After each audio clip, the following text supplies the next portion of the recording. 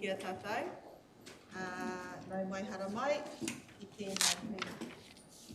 O te komiti, o whenua waka mo ngā rangiawa he. Nau mai haere mai. Greetings to everyone who's come today. And today we are hearing submissions on the topic. And we have a number of submissions today, which we're looking forward to hearing. And just want to acknowledge everyone that has participating. I'll start us off with the Karakia. Tātua tēnei mātou te whakamamiti ki a koe, ka mana ki tia mātou I roto I ngā mahi o te rā. Kia reare ngā taringa ki ngā whakaaro, ngā tūmanako o ngā hāpori o ngā tangata katu mua I o mātou aroaro I tēnei rā. O tira ngā whakaaro o rātou ko tukuna mai atuhi nei ki a mātou. Hei aha, hei oranga mō ngā tangata katoa o te tai rāwhiti.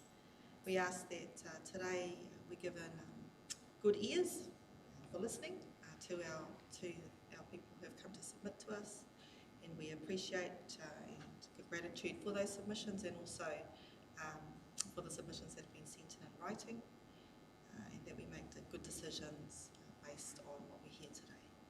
We ask these things. Tūturu whakamata kia tīna. Haumi, hui e. So, thank you everybody for coming today, and we're just going to whip through a couple of procedural things and then we're getting into our hearing. So we have apologies today from Councillor Telfer. Do we have any declarations of interest from any of our committee? Yeah, I'm not officially on the committee, but I am sitting in, but I'm on the Global Trust. Thank you. Which is give you a presentation. Thank you, Winston. I'll also ask that us councillors, our committee and submitters to please use outside voice, not shouting, but we need to, our speakers here need to pick up what you're hearing, what we're saying as well. And that's so that when our minute takers go back to the record, they can hear what's being said. Also to our staff, if you can please also speak up. So yeah, we just need to be aware of that today. We sometimes sort of start speaking down here. So today, we have any leaves of absence? No leaves of absence, and we can begin with our submissions. Speakers today. So we have the Let's Talk Transport hearing. First, Adventure Trust. yeah, Karakia Adventure Trust is our first submitter. Aroha mai everybody, I'm new to this game, so we're all working together to get through today. Hara mai koutou. Amy Spence, Nikki Davies and Haimona Ngata. Is Terry here? No. Ka pai, please join me. Yeah, awesome. So thank you for your submission and welcome to the Tipu. For our councillors, we are here to listen and ask some questions for clarification, and also to ask you to, I guess it's not the place to read your submission because we will read, but to highlight anything. And you have the beautiful clock up there. Wonderful. We can all see that. It's 1,000 watt. Oh, good. And to keep us to our time of 5 minutes per submission, and then we'll have 5 minutes for questions. Hey, Ako. Kia ora koutou. We are part of the Tairāwhiti Adventure Trust. The Tairāwhiti Adventure Trust's vision is to create activities in this region for a more active community. We are 100% run on volunteers, throwing our energies into initiatives that break barriers for participation, challenge norms and reshape the future of our built environment. Tairāwhiti Adventure Trust has shown its ability to lead and deliver key impact projects like the Alfred Cox Skate Park and Pump Track being the most use-free recreational assets in the region. Tairāwhiti of Each Trust is a key partner, along with GDC and Waka Kotahi, on the Tai Uiha Grey Streets for People project, a project that aims to make Grey Street safer for active modes of transport, intertwining a Mātauranga Māori journey narrative that revitalise the space connecting the city to the sea. Once the temporary changes have been implemented, which is really just paint and a change in layout, a cycling education program will be delivered by the Trust on Grey Street to educate our people on how all modes of transport belong and be safe on our roads. A key point in our submission is that we do not see a connection between the transport priority investment areas and the work program. The implementation of doing work for activities that meet all of the RLTP objectives are in many cases low on the work activity and action list, and therefore will weaken the impact of transport priorities. The main point in our submission is that we are not convinced that Council's current systems and processes will allow the priorities and objectives of the Regional Land Transport Plan to be met. Tai Uiha, Grey Street, Streets for People, fits within the highest ranking and most significant priority project in the RLTP, being improvements to the Tairāwhiti walking and cycling network. It also meets the RLT classification of being committed, already funded, and continuous, a program which funds road safety promotion, and it will contribute to CBD revitalisation. But the Trust has been working on this project for well over a year in collaboration with GDC and Waka Kotahi, with delay after delay from GDC processes. How can a project like this, which is so important to achieve the vision for transport, not be fully supported and allowed to happen with ease? Other Tairāwhiti of Each Trust initiatives which pivot on this project cannot be activated until Tai Uiha is installed on Grey Street.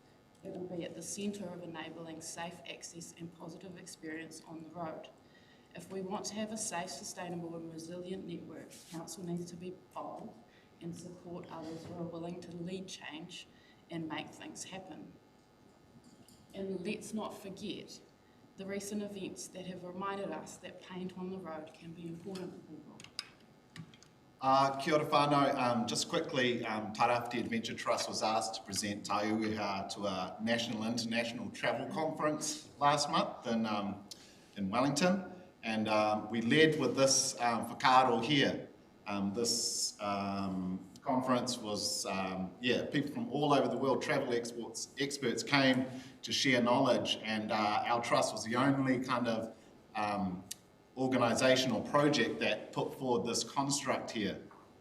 There was a man there, Salvador Rueda from Brazil, one of the global mode shift experts in the world. So world-leading global mode shift expert. He did all the mode shift strategy for Brazil, Europe and stuff. He was absolutely blown away by this construct, and so much so that he led his presentation with this kōrero, and I'll read it out. I acknowledge that Mātauranga Māori is integral to any planning process in this country, especially when talking about kotahitanga and the links with ecosystemic urbanism.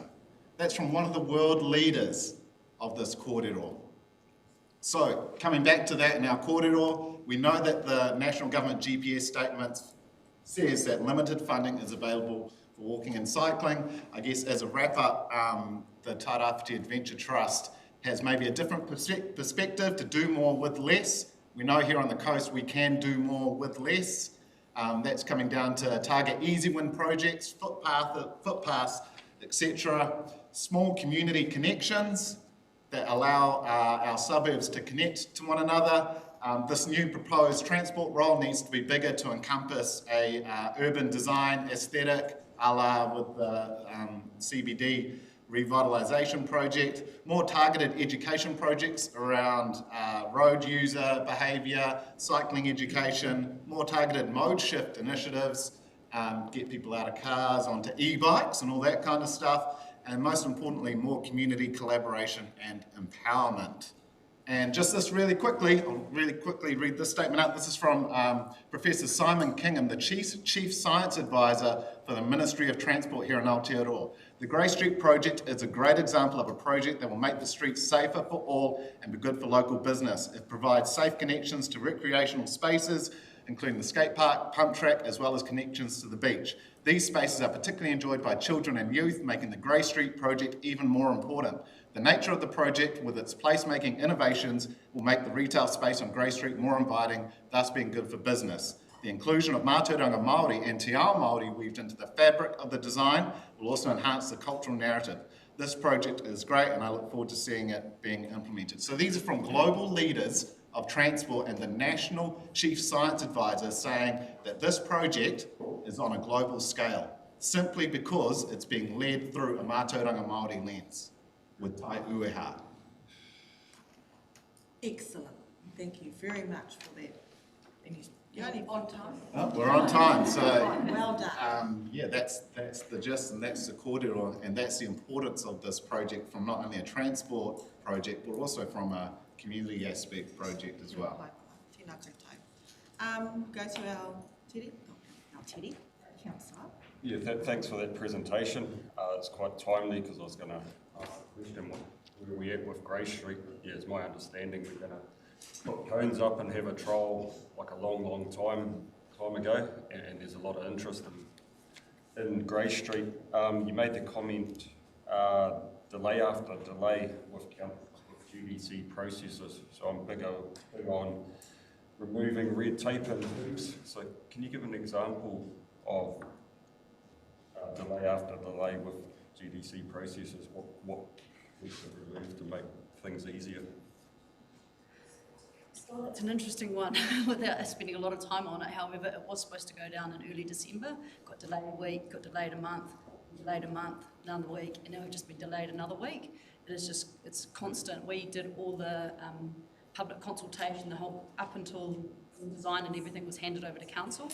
And once it got handed to council, it's just been delay after delay. Some of it is out of their hands, like there was materials that wasn't ordered that needed to be ordered that took 16 weeks to come in. But then other things, it's just not having the people in the council potentially to just get behind the projects and get them going. And I think that point around the employee of council that would have like a wider scope and understanding urban design and things, because I think because multiple teams are touched through this project, it meant that that there wasn't a clear answer often because you were having to work with multiple teams within council. So you're saying you'd like to have one person at council who you deal with? And Yeah, completely, 110%. Is there not one central that can cross over all the teams or all the departments in council that can lead these community kind of integration projects per se? I don't understand how a community trust of volunteers who built a multi-million-dollar community asset, 2 assets in under a year, can deliver and activate those assets, but our council can't deliver on a temporary roading implementation for like, a year and a half sort of thing. Like That's funded. that's funded and backed by central government. Okay, thank you. Oh, sorry, Linda. Thank you very much for your presentation. Excellent, and good to see that progress is being made. I'm interested with respect to your request of the Regional Transport Committee members and what you're seeking for us in terms of our decision making in regards to this work and the RLTP. Could you make that really clear for us, the request that you're making and how you would like to see that more evident or changes to the RLTP, please? I think the point was that there's priorities around renewals or better service levels for footpaths and cycleways, but then within the work program it's like number 224 and number 400 and something or other. So for us it was like reviewing that document as it wasn't clear to us that those priorities would be met because the action list is so far down. So I guess it's those interventions with existing infrastructure that they essentially pull up and make a priority rather than building new, like the Taruhiri project for instance. Just to clarify, that 200 and 400 number refers to a funding code, not the actual already in the work program. Just to clarify. Probably something else to clarify really quickly is that with Taiueha on Grey Street, there's paint going down obviously, and the maintenance cost is falling out of Gisborne District Council's budget allowance for that maintenance cost. And it looks like we as an Adventure Trust are going to have to go out externally to find that funding for the maintenance costs of this project, just so you're kind of clear. So that's around 90 grand every 2 years. That's been kind of projected for the maintenance costs. Councillor Gregory, did you have a question? Oh, I did. I was just regarding the cost. There was a meeting this morning about it, and that the evidence says that it that it cost $900,000, and then I just hear you say it was a bit of paint. And I know the budget for it was $350,000. I'm just wondering what happened there. The traffic management was a lot, and we were advantageous in our kind of like what we wanted to do. And Waka Kotahi saw that and said, hey, we back this project, we're going to give you some more funding. Okay. Yeah. And so they realised that this project has like a lot of mana behind it, and that's kind of like part of the reason, as well as obviously construction costs and implementation and traffic management costs have skyrocketed since that 6-month approval of that funding. Okay. Well, thank you. Thank you all for coming. And sorry, I've got to cut it short. All good. We will have a copy of the presentation, and I'm sure we're going to get to talk more about this. And Dawkins will, if you, Heather has that, so we will get a copy of that, so we can look over at the deliberations as well. Thank you for coming. Ka pai. Thank you.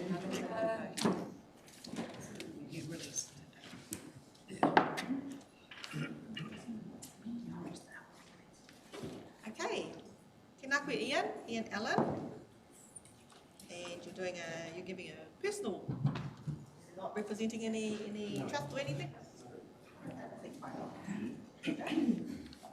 Okay, 5 minutes. Okay. Big writing, right? Okay. Just Yeah, we got that. Thing there.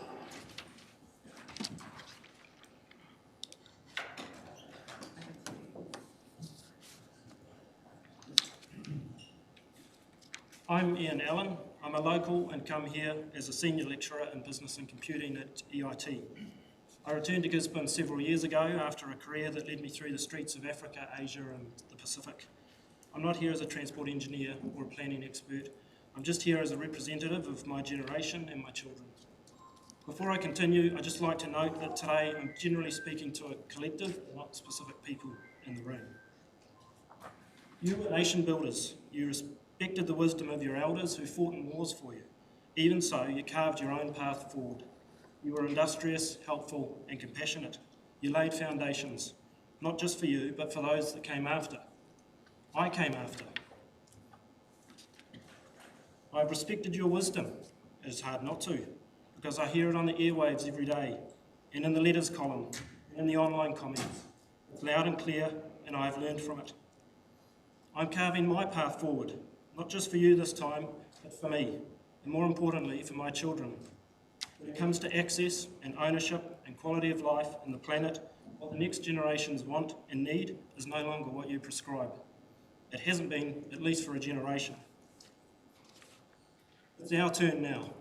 It's your time to relax, to walk safely to the dairy, to ride your e-bike on a smooth path, to have your tradie pop over without being stuck in the school run, and to spend time with your grandchildren, to take them to the shops without falling while rushing across the road, to see them off on their bikes confident they won't be hit by an absent-minded driver. That sounds like freedom to me. And at this point you might be thinking, here we go, another car-hating greenie. But I love cars. They can be cool and useful. But when we don't need ours and we want to walk or cycle through our town, then that should be supported and not discouraged by a town designed for cars. So let's free the roads. The only lasting solution to blocked roads and costly maintenance is fewer cars on them. That means investing in the complements to car travel. That means investing in housing densification connected to transport alternatives. That means making it reasonable for hundreds of children to walk, scooter, skate and bike to school every day like we all did. All of this frees up the roads for those that really need them. I'm not asking for much, just that we prioritise simple solutions for our most vulnerable. When we do that, the upshot is we make things better for all of us. Let's choose to value elderly walkers, scootering children, parents with strollers, the injured and mobility users. Each one of them will not be in a car in front of you. Let's choose to give people crossing the road a fair go. A pedestrian crossing doesn't just value children, infants and their parents walking to the supermarket, it also creates breaks in traffic so cars can get across intersections. Yes, more raised crossings. Let's continue to value people crossing at roundabouts and across roads in our town centre. They're a lifeline for the elderly, the disabled, parents, scooterers and farmers market shoppers. And at the same time, they improve roundabout flow and safety for road users. Let's choose to value children biking to school and people biking to work. Each one of them is not in a car in front of you. Our decent cycleways are shamefully underused because we've made the critical moments of riding a bike so dangerous. The cycleways just end before each roundabout. I've never seen anything like it. We're either asking children to suddenly look over their shoulder and turn into the traffic, or that they go straight through the roundabout in the left turn only lane. It is not only bloody dangerous, it is wasting our investment in cycleways. Let's choose to value the free movement of people from shop to shop and not just people in cars driving to a shop. Well-designed shared spaces lead to greater vibrancy, social cohesion and economic activity. It doesn't always mean closing roads and banning cars and freaking out. It can just mean visible nods to a preference for people. Wide coloured crossings, a change in road service, traffic calming.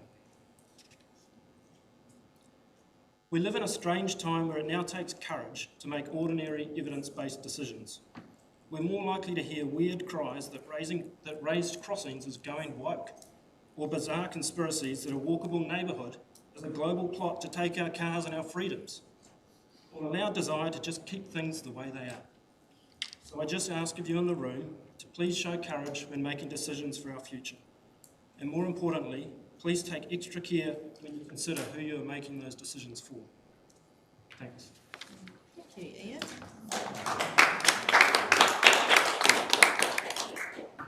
Very concise and right on time, so thank you very much. I'm going to ask our committee if we have any questions for Ian.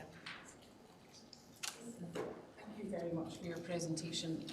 So in respect to what you presented, when you've reviewed the RLTP, how would you like to see that adjusted? Are you comfortable with the direction that it is heading in, or does there need to be changes from your view?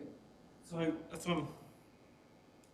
I don't have the capacity to be looking at everything in detail. I have elected representatives to make those decisions on my behalf. So I'm really just saying to please consider those that may not be in a position to submit our most vulnerable because they're not necessarily the loudest. Thank you. Anyone else have any questions for Ian? I have one question, Ian. So, and thank you for your presentation. I appreciate everything that you said, and also the highlighting a need for us to focus on the most vulnerable who use the footpaths. I live up the coast, and we come into town. When we come into town, we have to come often with traders, vehicles. We need to use cars. So how do you see that working together? So that's kind of exactly my point. Because if we can invest in infrastructure that takes more people off the roads, then it's easier for you to use the road because you need to.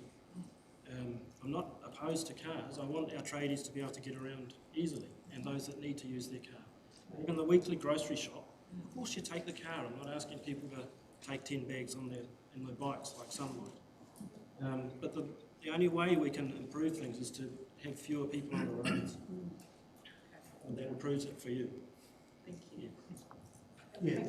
Thanks for that. You're preaching to the converted here, but I'm always interested in where that line is. You do hear the phrase quite often, build it and no will come, and then you've got the other side of that argument, you build it and there's no one using it. So where do you think the line of the graph will go like that sort of thing? Well, if I look at our cycleways, and I've seen it in other parts of the country, if it's a half-hearted approach, then it's as good as not doing it. Yeah. And no one seems to make that claim when they build a road, that we need an absolute justification and 1,000 research papers before we decide to build this road. We will build the road. I just think it might be useful for those that want to keep things the way they are to start providing all the evidence and justifications that is what's best for our future. Thank you very much, Ian. Okay. And yeah, we will deliberate on that afterwards. Thanks a lot. Thank you so much. Thanks for your time. We have an apology from the next presenter, who was to be Winston Horton, so that he won't be attending today. But I invite the Motu community, Judy Story, Ron Crawshaw and Mark Johnson. Karamaki kona, come and have a seat by me.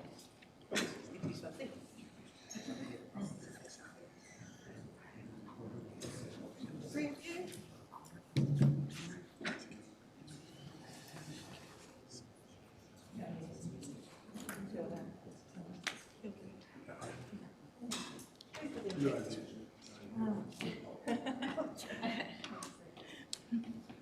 And I'll just ask that everybody turn their phones off. I think I heard a phone go off a couple of times before. I think it was the timer. Oh, the timer? No,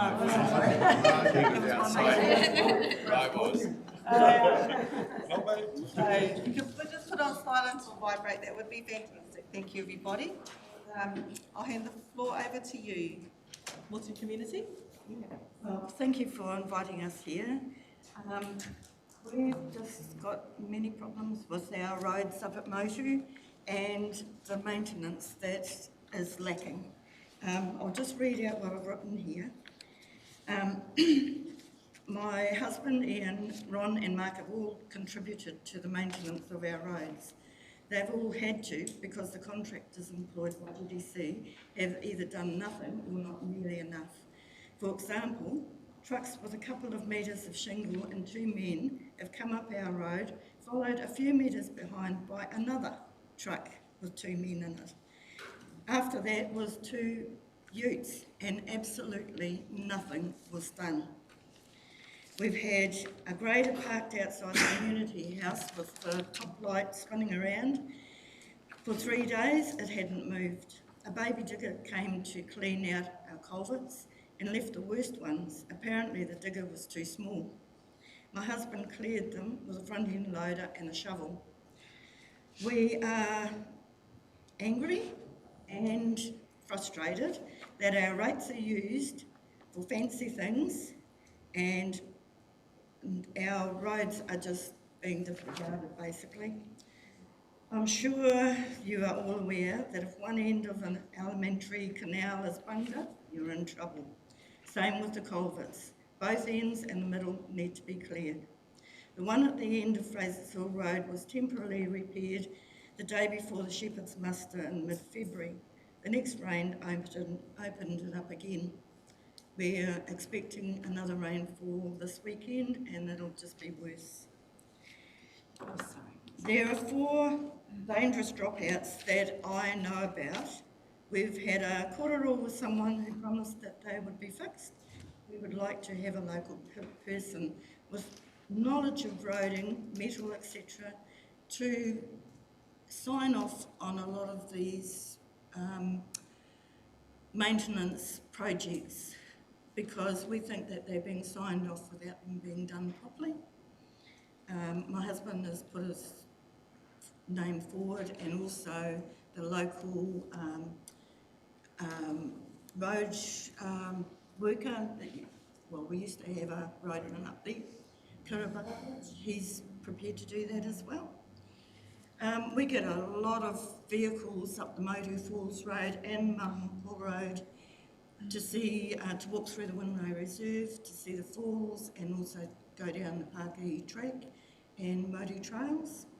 And these potholes, culverts that have sunk, and there are 4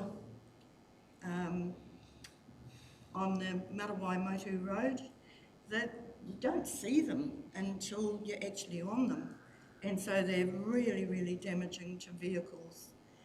And I'll put Mark forward there to say what he's got to say. Okay, so yeah, like I'm a local up there, we've got the farm, a lot of road, probably 16k running through the middle of the farm. So it's an everyday thing. We do a lot of maintenance on the road ourselves. And people say to us, you know, are you charging? So, you know, it's not unique to Motu, it's unique to the East Coast, the roading. So what we're actually after is by whom, by when. That would, if somebody came up and said, this is what we're going to do, and this is when it's going to be done by, we'd be really happy with that. So what we're actually asking for is accountability in the roads. We see, you know, as if I ran my business the way what we're looking at up there with the wastage, my son has actually done a little bit of work for the council through subcontractors, sorry. One of the contractors came back past us and said, my God, you've done in 3 days what would take 3 weeks. So we're back into use local. The Filton Hogan, you know, they're a multinational, they've got an office in Singapore. Do they care where Motu is? So they're paying wages, but they are not contributing back into our community, which is quite important. They do not live in our community, they're about profit. So, you know, there was a little subcontractor there, $3,000, the lady said $30,000 would be. She asked, where did the dirt go? Road was closed, we're getting road cones, so we're getting desensitised with road cones. We drive past them, we're actually just about speeding up because nobody's picking them up.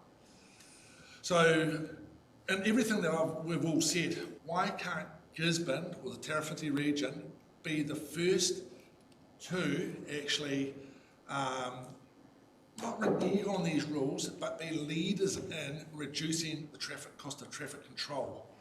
I mean, the Whakarau Road was closed and there was 30k marks on there, 30k speed zones, and they still had traffic control.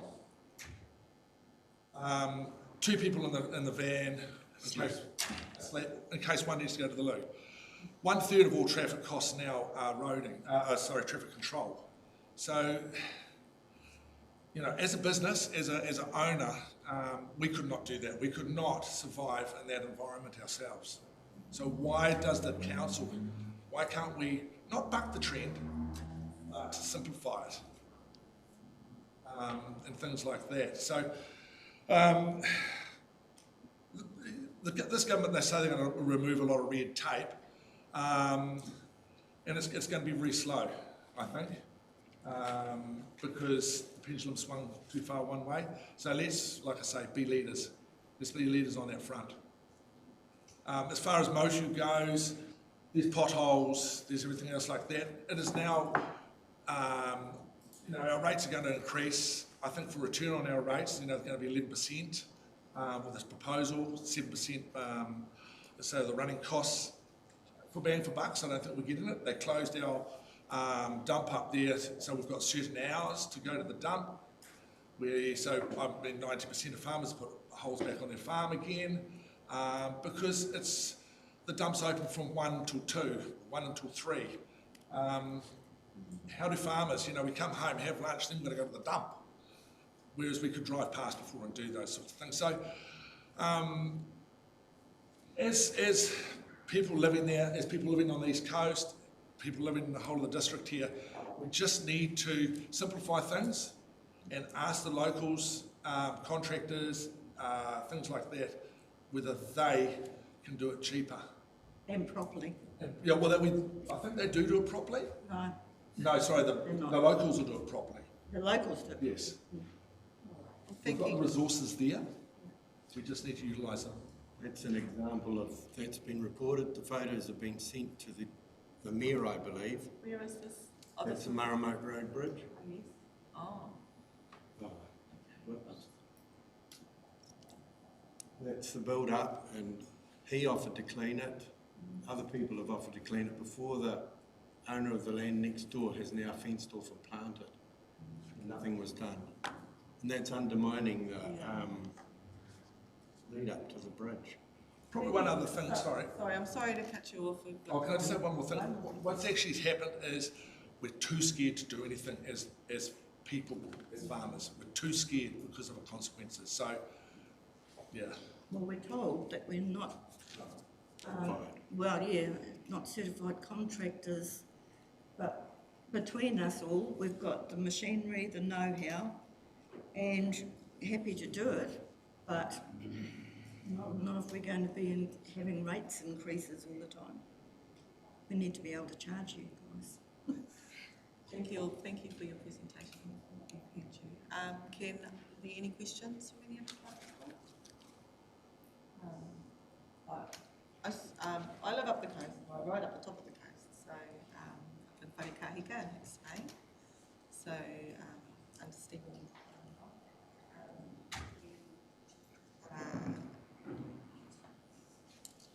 we are going to be deliberating over all of the submissions. So we take the PG, we will also read your full submissions. So I just, like we're out in the community doing consultation at the moment, I'd just like to assure you that it's a common theme you're giving us, so it's getting quite loud. Every meeting this week. For those signs, is there a designated contractor that is to maintain the signs around the council area? yeah, we will. Because that Phillips Road one, they've put it back up with, I don't know whether they did or a local has, with 6 screws, and it's Phillips Road if you go one way, Phillips Road the other way. You could stay for one thing, you might be able to talk more about that particular issue, so that we can,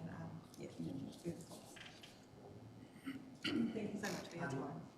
Oh yes, Well, we Teddy, were sorry. told we could have 5 minutes and 5 minutes questions. We're not getting that. We're not even getting Yeah, 4 we've minutes. gone over. You've already gone over 10 Oh, minutes. sorry, that's the next, sorry. Teddy, quick question? Are you guys aware of the RFS system, and have you put in multiple requests for service? Yes, for years.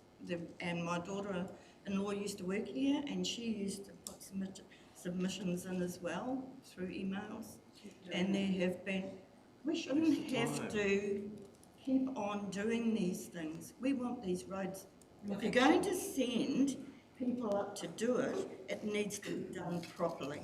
It's easier to block the road when you see a council vehicle go up, which is what I do, and then make them go and look at the problem. And Phillips Road culverts were fixed not long after. As Councillor Crescent said, in the 3-year planning consultation that we're doing now, these are similar, we're hearing these across the region, which helps us to inform what the 3-year plan is going to look like, as well as the regional land transport plan that we're discussing today. Well, we need to buy who, by when. Okay, by who, by when? I've underlined it here. We get that. Kia ora. Thank you for your time. Thank you. Thank you very much for listening to us. All right, thank you, everybody. And next on the list, Te Wero Ia Wenarei, submission 201 and including submission 7. Harley Dibby. Dibble, sorry. Sorry. You got five. You got 5 minutes. I'm going to throw a little. We'll figure it out. We'll figure it out. Yeah. You go. Kia ora. Ko Harley Dibble tōku ingoa. I'm here as the Tairāwhiti lead for Ia Wenarei. I presented late last year to the full council on the Te Wero project with Heidi Hughes last year. You can turn it presenting. I'm slightly nervous about that because it says I've got 1 minute to go. But so we had a very successful pilot. We were really lucky to have Waka Kotahi innovation funding for that pilot. We're now coming back to ask for some additional funding so that we can continue this program. The pilot was focused on schools, and we're now expanding this to businesses in our region. So my submission, Widows' submission, is in strong support of the adoption and prioritised implementation of the Mode Shift Plan and Active Travel Strategy. They're excellent documents.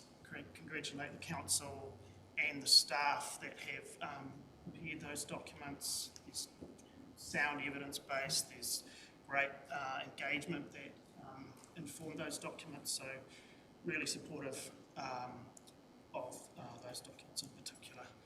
We're obviously seeking some funding, which I can talk about a bit later with the time available, and I'd also like to acknowledge and support the submissions of the Tapawai Tairāwhiti Trails and Tairāwhiti Adventure Trust. There's some great community groups out there doing amazing things. We really need to support those groups to achieve their aspirations, and those aspirations strongly align with the objectives of the Mode Shift Plan and Active Travel Strategy. So Wednesday challenge, I'll just punch through this. So you've read the submission, there were links. Basically it's an opportunity to encourage businesses and schools to try a different mode of transport on a Wednesday, to make it fun, focus on the benefits, of which there are multiple benefits, and there's short-term fun and just trying something different. The idea is that it's also about sustained behavioural change. So if it works on a Wednesday, maybe it'll work on a Monday and a Tuesday and a Thursday and a Friday. That it's giving it a go, having fun, connecting with your peers at school or at business, in your workplace, I should say. So lots of different school motivators for talk about the response from teachers and principals and students a bit later. Very similar strategy for businesses. So I won't dwell on that. Real quickly, it's really helpful to have that up there, I guess, I've got to say. So we're supported with a website and an app so people can log their journeys, they can monitor how they're going against other schools, there's a bit of a healthy competition, there's prizes, and it's the same deal for businesses, and there's a leaderboard as well. So local team is not just me, we have 3 amazing environmental educators. Bridget, Cody, and are 2 of the Enviro Schools coordinators in our region, and they are great with gate activations at schools. And we've very recently appointed Anne-Marie Vigent, who is helping more with the business side of things. So the business side has not really taken off yet because we just haven't had the resourcing to move it. We've had sort of early adopters saying, yeah, we're keen, but we haven't had a resource to really sort of promote the business side at this point. Just little reminders that Waka Kotahi loves this stuff. Or maybe I'll go back a little longer so I can read it.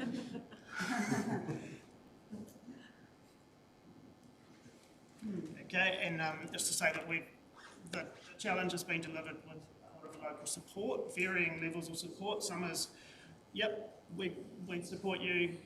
Others are, yep, we want to actually help you with funding, and others are working with us to sort of champion the result available. So I just want to acknowledge those groups. We've had a little bit of funding from Trust Tairāwhiti and even a smidge from Gisborne District Council this financial year as well, because we wanted to start the challenge with the start of the school year. we are really keen for some additional funding through this process so that we can continue this on a sustained basis. I'll briefly just say one thing about, I've had a lot of people say, why are you partnering with Tauranga on this? Why not just do it in region? There are lots of benefits. They've got experience, but they've also got the funding that we are proposing to give to them is to help with that national sponsorship and the partnerships that we will benefit from. So Mercury Energy is the classic example of that. So they're supporting with major prizes for schools. They're connecting with Ministry of Education and their curriculum developments around climate change. And the first thing off the rank there is a focus on transport. So our schools are being given the opportunity to be involved in a pilot looking at that curriculum change, and that's a result of those networks, yes. Okay, so questions, and I'll just flick through some of the responses that we're getting from principals in particular, but I have to say, if you want to ask me what the students think and why they think it's beneficial, then... Thank you, Harley. I'm sorry to cut you off. We've just got a meeting to get through today. Yes. But what is it specifically that you'd like us to consider with the There's a funding request, and I understand there's a recommendation from staff for there to be funding, and the figures are sort of set out in my submission. I'm just going to turn to the committee and ask them if there's any questions of you. Councillor Cranston and then Councillor Gregory. As you know, Harley, I'm working in the same space, but I'm just going to answer a question I've had for a while. I just went down south recently and I drove past the high school in Palmerston, and there would have been 250 to 300 bikes at that school. What are we doing wrong? Why have they uptake there and we can't seem to know? I'm not sure about that particular school. I can't answer that. Yeah. But I think there are layers of different things that we can do differently. And improving the infrastructure around schools is in terms of accessibility is one of those things. So I strongly support the mention of helping schools with their travel plans. We get a bit of feedback from the principals as well, so they're really into this, but they're also saying, gee, if you could help us with a pedestrian crossing here, or if you could help us with that, well, it's not us, sorry, if the council could, and I've directed them to council, and often they've said, well, yep, we've gone there and there's a process, but it does seem like that process is slow, and prioritisation of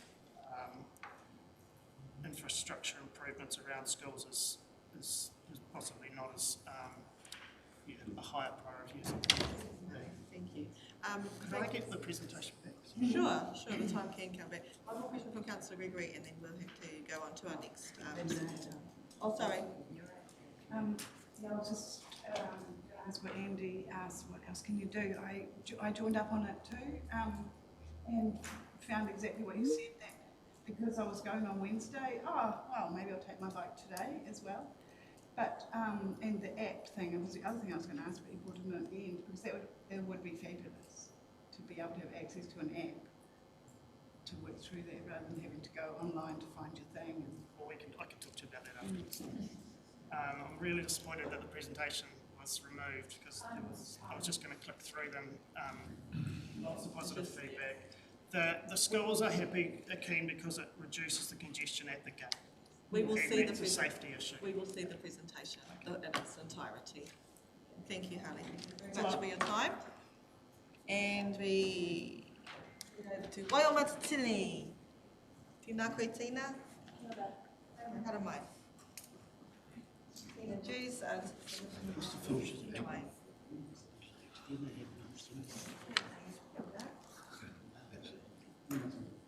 How does this work?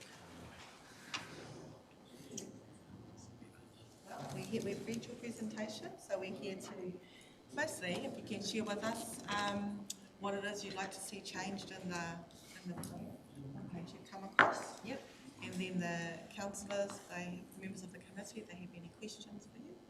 You have 5 minutes. Our clock's gone all up the hoops. All out of the thing. But you'll have 5 minutes to kōrero, and we have 5 minutes to questions. I'm using this to... You can use that. Yeah. Thank you. Kia ora te whānau, ko Tina Pūzaho. I am a local resident of Te Wāmatatini and one of the lead coordinators. Please let me explain our community recovery plan in conjunction with my submission. Our road leads to someone's home, farm and workplace. Our road leads to our local schools that our tamariki travel on daily to get an education. Our road leads to our 4 local marae and family urupa. Our road leads to our local beaches, Tikapa and Port Awanui. Our road is adjacent to the Waipu River. Our biggest threat is the erosion to roads, bridges, homes, farms, marae and urupa. There is one entrance and one exit into our valley, and the famous Kainana Hill is the start of our road. Isolation, we are isolated time and time again from weather events, not just cyclones. This is our paradise during Cyclone Gabriel and our ongoing reality. Pākeke continue to question their future within our valley due to constant road and drainage failures and the lack of investment to our infrastructure.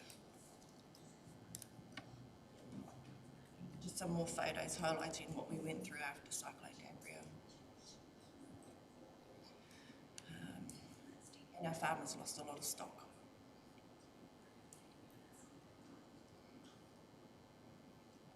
I'll just quickly go through because I'm mindful of my time. Okay. The growing threat of the Waipu River to roads, whenua and homes causes anxiety and stress. Our whānau do not feel safe. However, our whānau have nowhere else to go. This is our home, our ukaipo. This is home to our ancestors.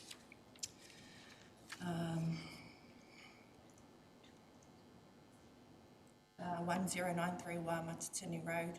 Dust is a massive issue for us, not just on the roads, but the dust that comes up with the river. This one here, photos taken July 2020. We had to do this. We've had to do this time and time again to get to work.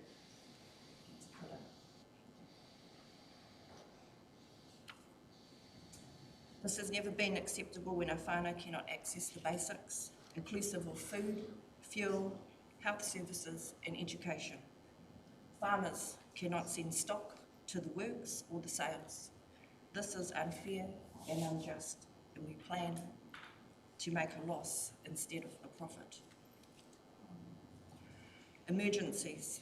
There have been many accidents on our road, including boating accidents and fires.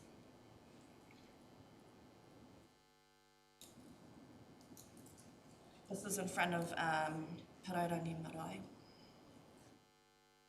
the Rangatakawa Bridge next to 1212 and 1215 Wāmatatini Road.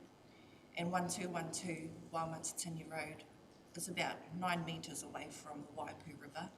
They lost 150 metres of land during that cyclone. We are constantly refencing our paddocks, and erosion is our number one issue, not just to whenua, but to roads and homes. So you're probably wondering why I've got our tamariki fishing at the beach, but firstly I will get to emergencies. So there have been many accidents on our road, including boating accidents and fires, but how can emergency responders act swiftly if our road is inaccessible? Gates are locked and trees that have been blocking roads since Gabriel have not been removed, blocking access ways. Now, I'm just going to quickly go back to our whānau testimonials. I'm 83 years old and I'm seriously thinking about leaving my home. I do not feel safe here anymore. Our roads are dangerous and the Waipu River is getting closer to my home. But if I leave, where do I go?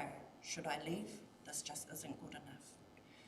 Manager of Matariki Station, we have lost so much land, fencing, infrastructure and income, we don't think it is worth farming anymore. We need immediate support to stop erosion. That's including our roads.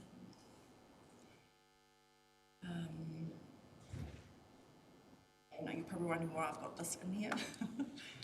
But our tamariki out there, that is our kai. And our tamariki gathers their food and go fishing. But since, especially Cyclone Hale and Cyclone Gabrielle, we can't do this anymore. There's no access due to the large woody debris and the roads are an issue.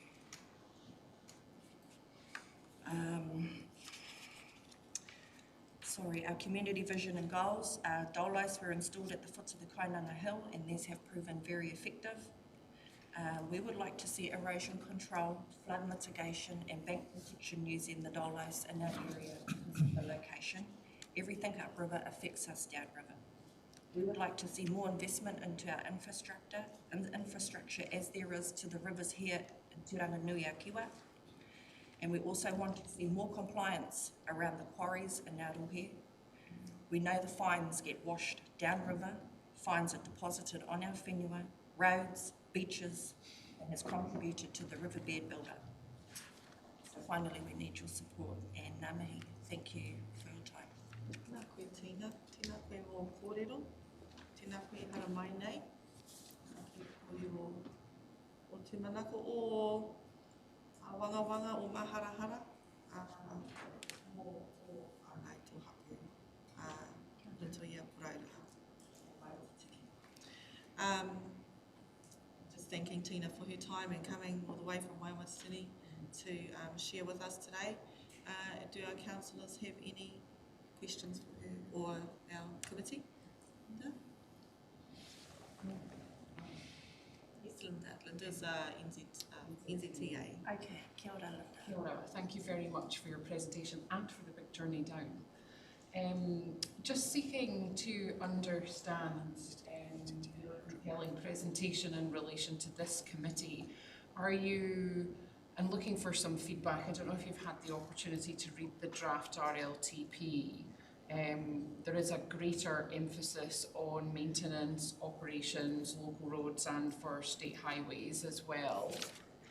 Are you seeking more than we're already offering, or is it about how that work is done? Can you just help us understand what you and your community would like to see more or less of when you're talking about the maintenance and the access? Yeah, so I have read that and I have not seen Waimatatini on the map and mentioned in that plan. And that was one of my reasons why I wanted to put a submission in. So yes, we are seeking support, especially bank protection work, because we've only got one road that branches off to homes and work and farms. So we would like to see some bank protection work using the dolos. We know they work. They're currently using them out at Makarika. And, you know, the erosion is just out of control. And like I mentioned in my kōrero, that everything upriver affects us because we are the last valley out there. Yeah. We are seeking support. Yeah. Cool. Thank you. Thank you, Tina. So we hear you that you need to see Waimatatini. Yes. And your solution is dollars. You, Sandy? Yeah, when you speak about the dollars, I know they put a lot at the bottom of Kainanga Hill, and that's working quite well, you're saying? It has. Well, myself and two other ladies were the reason we managed to get the dolos work across the line. We put a petition together for support. So the river pushing. Yep, so what happens is the Mangapuru River comes straight across, hits that bottom of the Kainanga. Yeah. So they have proved effective, especially during Cyclone Gabrielle. The hill did move up, further up top. It did erode, so there still needs to be some remediation work in there as well.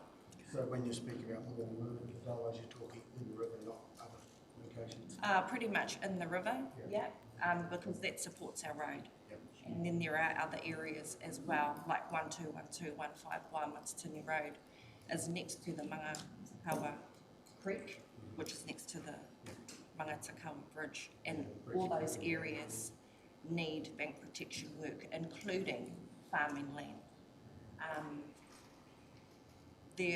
It's just got to stop. I know this is a roading submission, but everything that, like I said, everything that happens upriver affects us. I mean, we're missing 4.5 hectares of our block that's adjacent to the river, and we could be ideally stocking another 28 cattle, and that really does affect our business financially. So it's just making everyone aware, and appreciate everybody's time.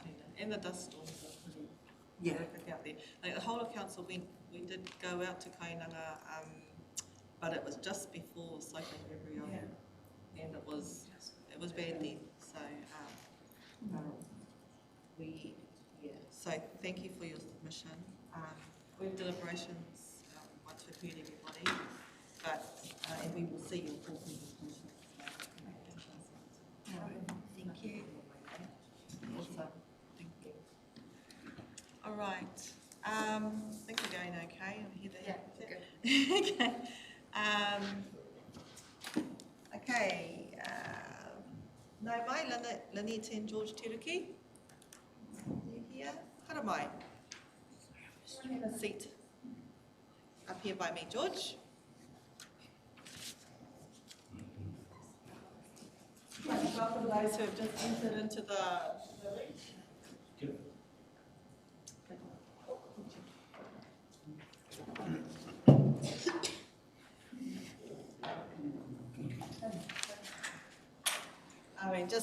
just a reminder to our submitters to speak up, so that we've got these flash things around here capturing our voices, and that's so that when minutes are taken, we can all be heard. Sometimes even the councillors are sitting here quite a bit, we tend to speak too quietly. So it's just a reminder to us all. And if anyone's come into the room and you've got your phone on, please silence it. So we have 5 minutes to put it all with us, and then we'll have 5 minutes to ask you questions. Okay? Kei koutou. Kia ora, my name is George Parsene. I'm going to stand because I feel much more comfortable standing. You're welcome to. And we live at 1093 Waimatatini Road. But before that, I really want to endorse the previous speaker, Tina, who lives down the road from us. We suffer the same problems as Tina, and our main problem on our road is the dust. Now, you're probably aware of that. You're probably saying living in the country, it's a fact of life. That's all fine. However, there are parts of our road that are tar sealed, and there are parts that aren't. There are 4 marae on our road that are tar sealed. We are opposite the first marae, which is not tar sealed. I don't know why. Now, if none of the road was tar sealed, I wouldn't be here. I'd accept it as a consequence of living in the country. However, all those other areas of the road are tar sealed, ours isn't. Okay? So I'm not crying over spilled milk or anything like that. I'm just saying, they've got it, they pay rates. We haven't got it, we pay rates. The dust impact on our road is horrendous. All right? Small 4-wheel drive and trailer coming down the road, blowing on a northy, okay? Dust blows into our property up to 20 metres. Takes 15 to 25 seconds to dissipate. So, you imagine how many vehicles going backwards and forwards on a northy, and the dust factor that we have to endure is horrendous. Now, I understand, starting from April 9th, 2 days ago, we have now found out through the grapevine, not through any consultation of sorts, but through the grapevine that the forestry is starting. All right? And, we would have appreciated, like most people would, consultation as to what's happening in our backyard. So now we have to contend with huge Kenworths pulling 40-ton diggers up the hill, which of course will create more ruts. And as you know, trucks and metal roads don't go. So that makes it even more dangerous for us, eating up our road, as Tina has mentioned. Okay? You imagine meeting a 40-ton truck and a small four-wheel, opposite directions. Okay? That's hairy, that's scary. Okay? And we are going to have to contend with this for the next 4 to 8 months. No consultation, no operating hours, the inconvenience, okay, of a 15-minute trip to the shop is going to take at least 55 minutes. You imagine how long it's going to take a truck to haul its ass up the hill, and how long it's going to take a truck to go down the hill. Okay? It's going up on tar seal, it's going down on metal. 20 minutes. So in fact, we could be looking at 55 minutes to get to the shop. But that's not that is a community issue. It affects all of us. What affects us directly is the dust. It's horrendous. Okay? At times, I can be out there with a mask. And I have to do that because the dust, as I said, it can blow in for about 15 to 20 metres and about 15 to 25 seconds to dissipate. And when you've got vehicles going backwards and forwards, and I'm talking about four-wheel drives and little trailers, contractors. Now we're going to put up with 18-wheelers, logging trucks. So that is my reason why we're here today, and to voice that to you. Whether you're aware of it or not, I don't know. Whether you're aware of country roads, you must be. Okay, well, I understand I've eaten up a lot and my wife has 18 seconds. Okay, so I might as well finish off. So that is our take to you. Really, the dust factor, the health factor, you all know about that. Living in the country, as I said,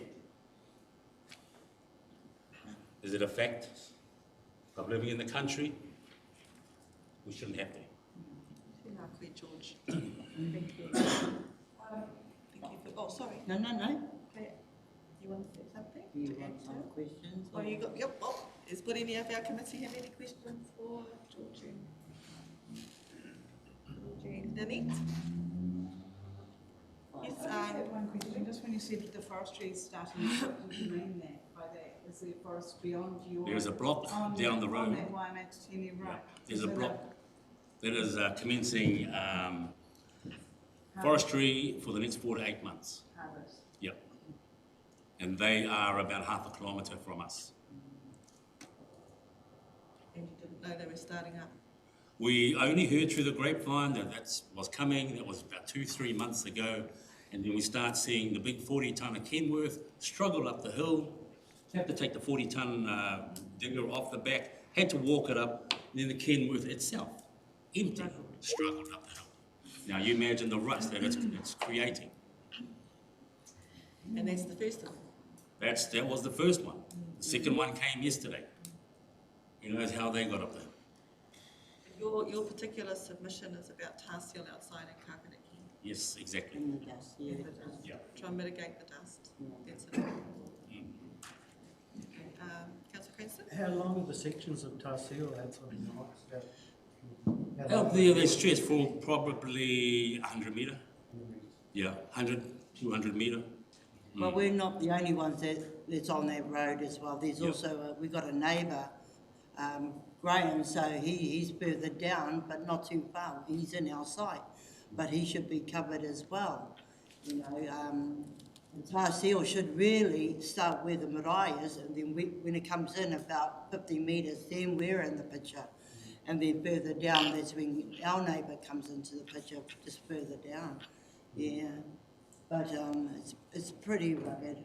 Yeah, I wonder how come that one got missed out, because I remember when there was the program of sealing out in front of the marae to protect from the dust. And I wonder how come some got it and some didn't. Yeah, ours is the only one. Yeah. Yeah. But what I wanted to talk about is, because I work for St. John's as well, I'm a first responder, and there is only 3 of us out of 11 workers that can handle that hill. And it's me and the ones that live over there. Also, one of the guys that live in a similar road condition of ours know how to handle it. Only 3 of us. The others will refuse to drive. I had to drive back. I was on my way to work, and you know, and I had to take over on the Ambo because she said no way. Yeah, but it's the dust. It's the dust factor and the tāseo that we really want to push for. Yeah, make it safe for our patients as well. Yeah. Yeah, the access for our first responders is really challenging for our ambos. And well, you recently had the fire out at Purawanui, didn't you? Yes, right. Yeah. The fire appliances trying to get down there. So, so we hear your plea for the tāseo for the road outside Karakia. Thank you for coming all this way. It's not an easy journey. We've got to come here, our kanohi, and we will be deliberating, I hope.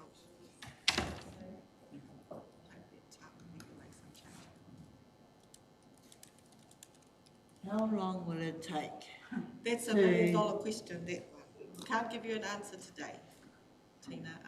Lynette, part of all of this process is to do the planning, the staff go away and do the thinking about how do we do this. Right. Within the confines of the money that we have. Can I use up your last 58 seconds? Go on then. Can we get some consultation on operating hours for the trucks, and whether there will be lollipop guys, traffic lights, or pilots? Can I pass it to you, Joe? So that particular forestry is a permitted activity under the national rules, so we don't have any resource consent controls over it, unfortunately, so it's something that's allowed as of right. I don't know if the roading team's been talking with the forestry company at all up by our Matatini. Tom, are you able to help us out here? I don't know if we can certainly ask the Good Council to see if they could what they could do. Really appreciate that. Like I said, you know, it's going to be hairy and scary meeting a 40-tonner on that road. So I'll ask Warren and Philip Hope whether they have any influence over that particular operator. That would be nice. That they may not have control over that operator. We're not sure. And there's not control, it's influence, really. But ideally they'd be engaging with you. In forestry? Yeah, but they don't need to by right. Hence, here we are. Still there.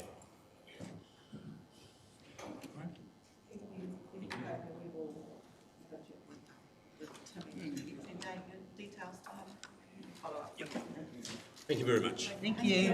And safe travels home. Okay, next on our list we have Mark Harris from Te Whare School. Tēnā hara mai. And this is for our committee submission number 11.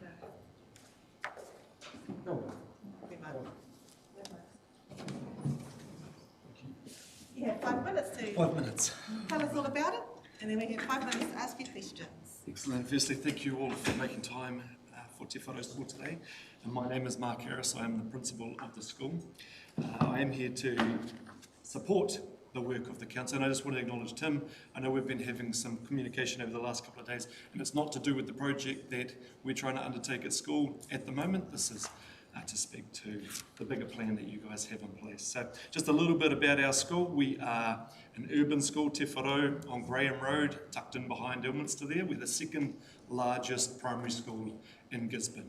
So we home between 350 and 550 students at our max. So we do support a fair number of students in our part of the community. We are a low decile school, and with that comes some additional support that we receive.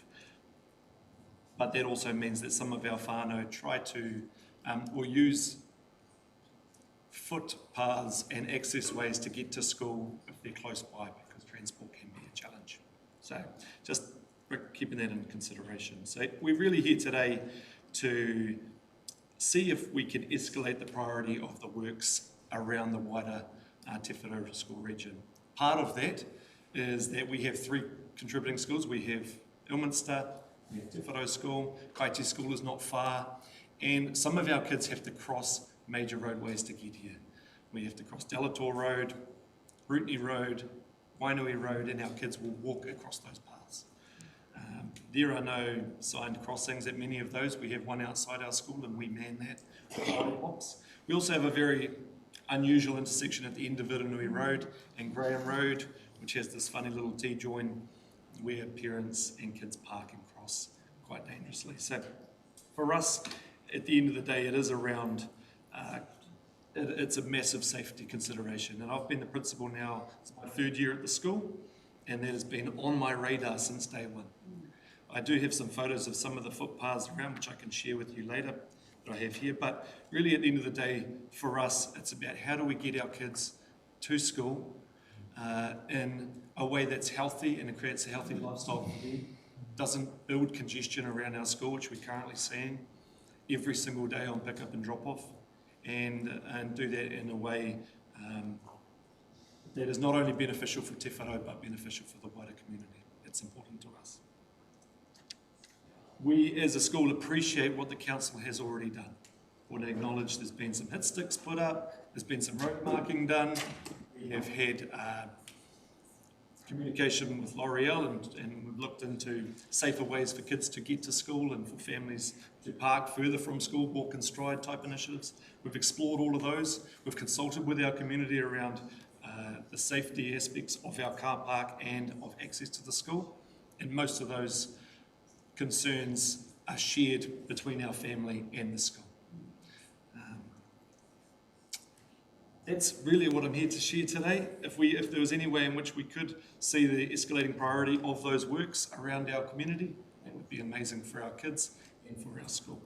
I'm here to also take any questions you might have. Excellent, thank you, Mark. Yes, Councillor, with all the councillors wanting to ask a question. Teddy? Yeah, thanks for that, Mark. You mentioned escalating works, so you've obviously got some plans in place and you're just waiting to push go. Well, we see what you guys are looking to do, and investment priority 2.3, improve intersections, crossings for active mode users. We see that as something that is beneficial to our school community, because if there are some safe passages between home and school, our kids are more likely to get on a scooter, get on the roadway, get to school. Yeah, same thing really, specific problems with specific solutions if we've got them in front of us. Yeah, and I think the main road of danger is Rootney Road, because we have a crossing at Ilminster on Delator, which some of the kids use, and we have our own crossing on Graham Road. Gregory, same question. Okay. Any questions on this side of the table? No? All right. Thank you, Mark. Thank you for your presentation. We've heard you and for coming. Appreciate it.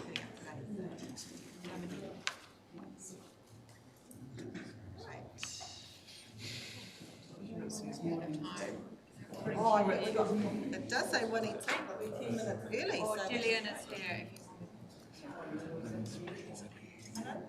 Julian's here. So, okay, we do have 1:18, but we're 10 minutes early. Yay. So let's carry on, and I can see that Gillian Wood is here from the Gisborne Rail Action Group. Hello, my Gillian. Say submission number 77. You zip through some more.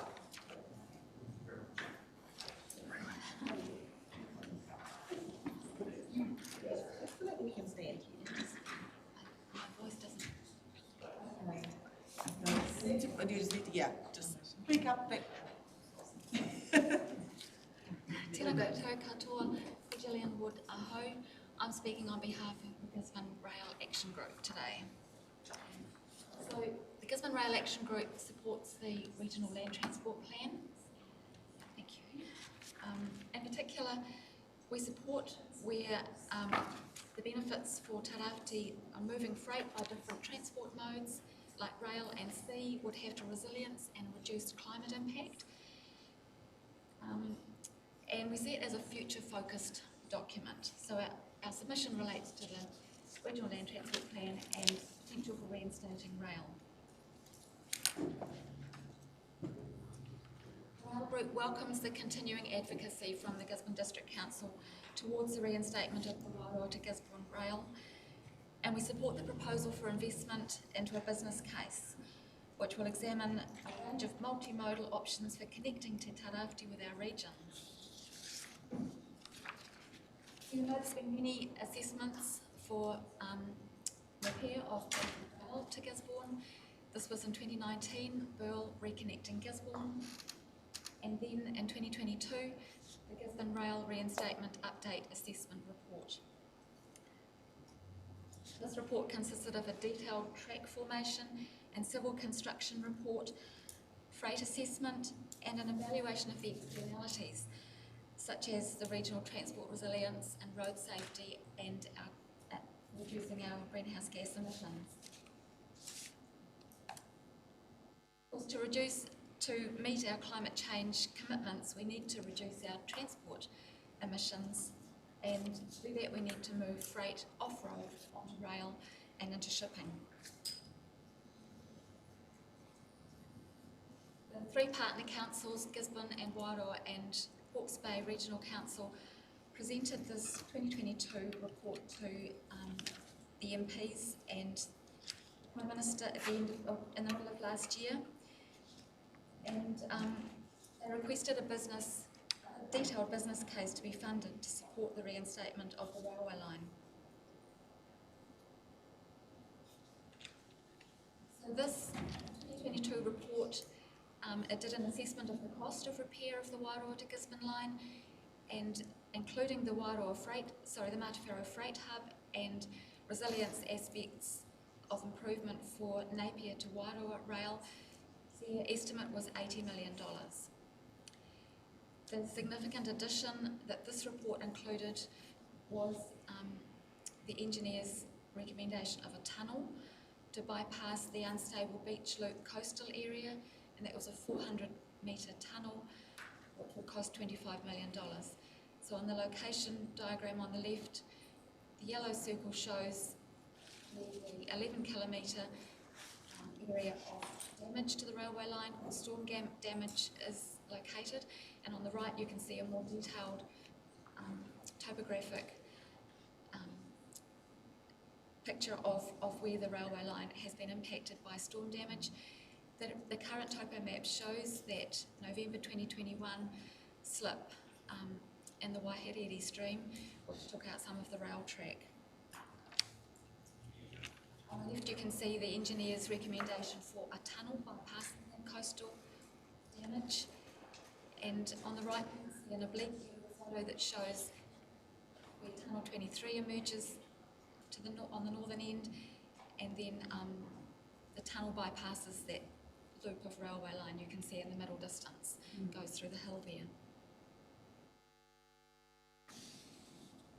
Last year in September, Fraser Geologics Limited, who did the freight assessment and the track assessment for the 2022 report, re-looked at their report. They did a careful assessment of the whole line following our storm events.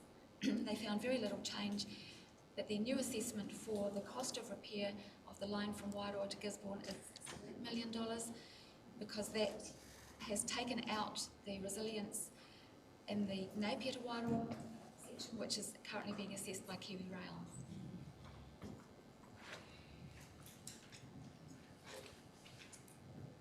Last year, the government established the East Coast Resilience Strategic Response, and in response to that, Mayor Stoltz, along with Wairoa Mayor and Chair of Hawke's Bay Regional Council, wrote to the MPs in charge of the response requesting that they have a robust evaluation of the Napier to Gisborne rail repair project included as part of the broader East Coast Resilience Response. And this request is supported by the Regional Land Transport Plan, both in Gisborne and in Hawke's Bay. And the response from the government was to set up the Transport Rebuild East Coast Alliance, TREG. In August last year, 6 key Gisborne producers wrote to the Prime Minister requesting that the work plan of the TREG include repair of the Wairoa to Gisborne line. And the reason for that was because of the horticultural expansion in Turanganui-a-Kiwa and the need for a multimodal freight transport system that is resilient.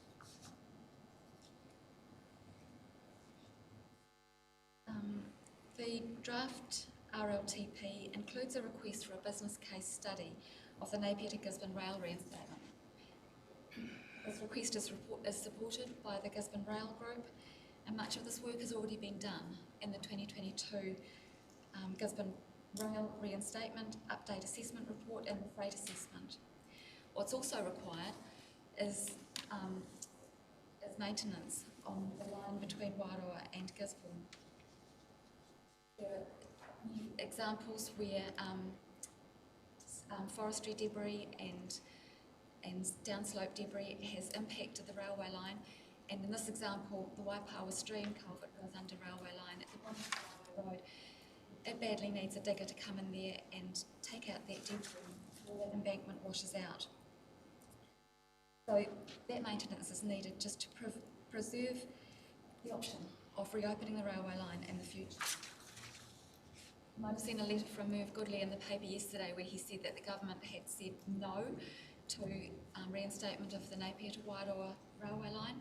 That's not correct. Rail, as part of the alliance, is working north of Napier and is preparing work sites and clearing debris and clearing culverts and preparing an assessment of the cost and the engineering assessment of reopening the railway line from Napier to Wairoa, and they will be reporting to the Minister of Transport.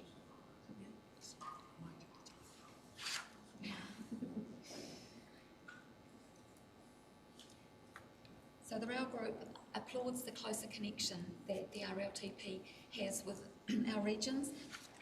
In particular, we acknowledge the acknowledgement in the RLTP of the importance of Tairāwhiti's interregional connections, and that the resilience on State Highway 2 is a vulnerability. And the primary producers of Te Tairāwhiti do need a resilient and multimodal freight transport system to enable genuine choice. And people need to move freely between the regions as well. We also acknowledge that the transport needs and aspirations of our region may not be fully approved for funding during the time span of this RLTP. But the plan, when approved, could be used to make a compelling case for additional funding from the government, as well as any other sources that emerge over time. Thank you. Very much to you and the Rail Action Group. Please have a seat. Any of our committee have questions for Jeanette?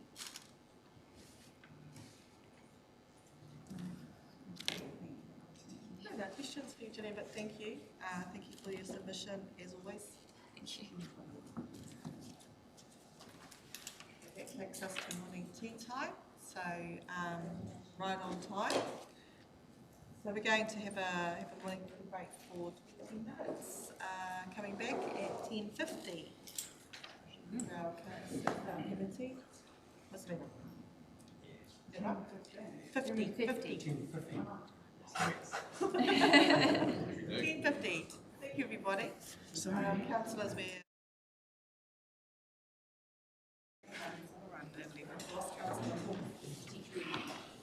tātou, and welcome back to our hearings.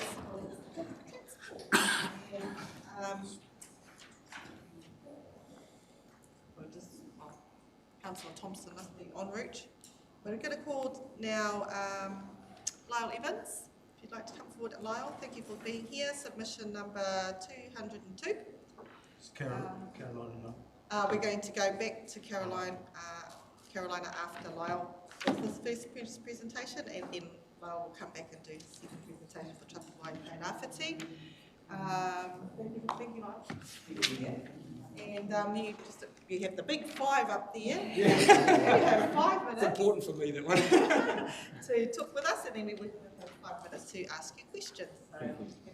So, good morning, and thank you for allowing us to talk to our submission for Tapawai Trails Trust.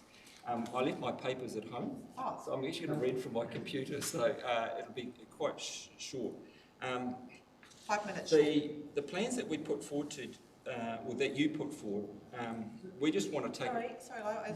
You've got yourself down for 2 presentations. Yeah. Yes, so no, this is the trust one. Okay, we've got personal first. Oh, okay. It's personal first. Yeah, that's what I'm doing. Oh, not the Tapawai. Oh, sorry. Well, sorry, that's me. Will you be? So no wonder I left the papers. So the 2 hats on today. I have. So I can do that. The personal one first? Yeah, I can do that first. Okay, excellent. Thank you. Now we know where we are. Yeah, and I know where I am. Yeah. And that's the submission number 202. And we have read your submission. Yeah.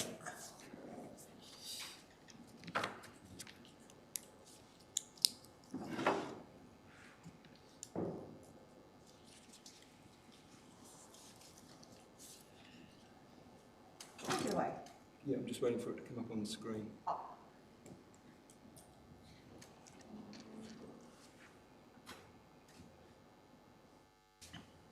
Are we right here though with the...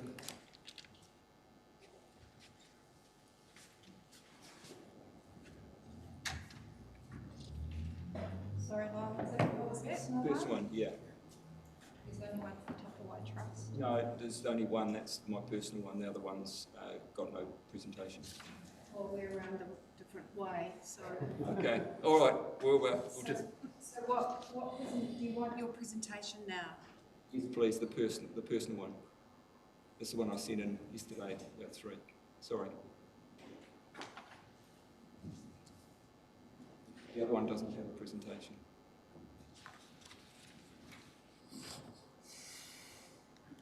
No, we just you're eating into your time here. Yeah. Just start talking. Okay, look, first of all, I just want to thank the opportunity. The guts of it really is that I personally support the mode shift plan. That's the thing I'm talking to. It's a brilliant piece of work, it's a great piece of planning, and we need to do the changes. There's so many challenges out there that if we don't sort them out, we're in big stock for a while, and our kids won't appreciate that. So thank you, and apologies for the grammar in that presentation. It wasn't that particularly well done. So if you struggled, it wasn't your fault. What the mode shift plan does is though take a whole lot of pragmatic answers to major questions like climate change, like safety, like a number of things, and provide a good answer. And I think it's a fabulous plan.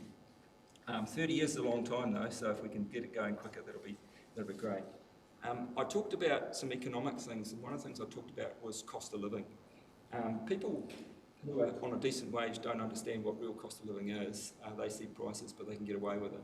Cost of living particularly hits younger and older people because they're the ones on the lowest incomes. And we are in a crisis, and the 2 examples I put there of costs being rates, and I'm not getting councils, right? There are a number of infrastructural issues that have to be addressed, and insurance with the re-rating of New Zealand are major increases in a person who doesn't have a great deal of incomes, budgets. So providing a mode shift so you can actually allow people to safely go about their daily life enables them to make an economic decision that they can't do with a car.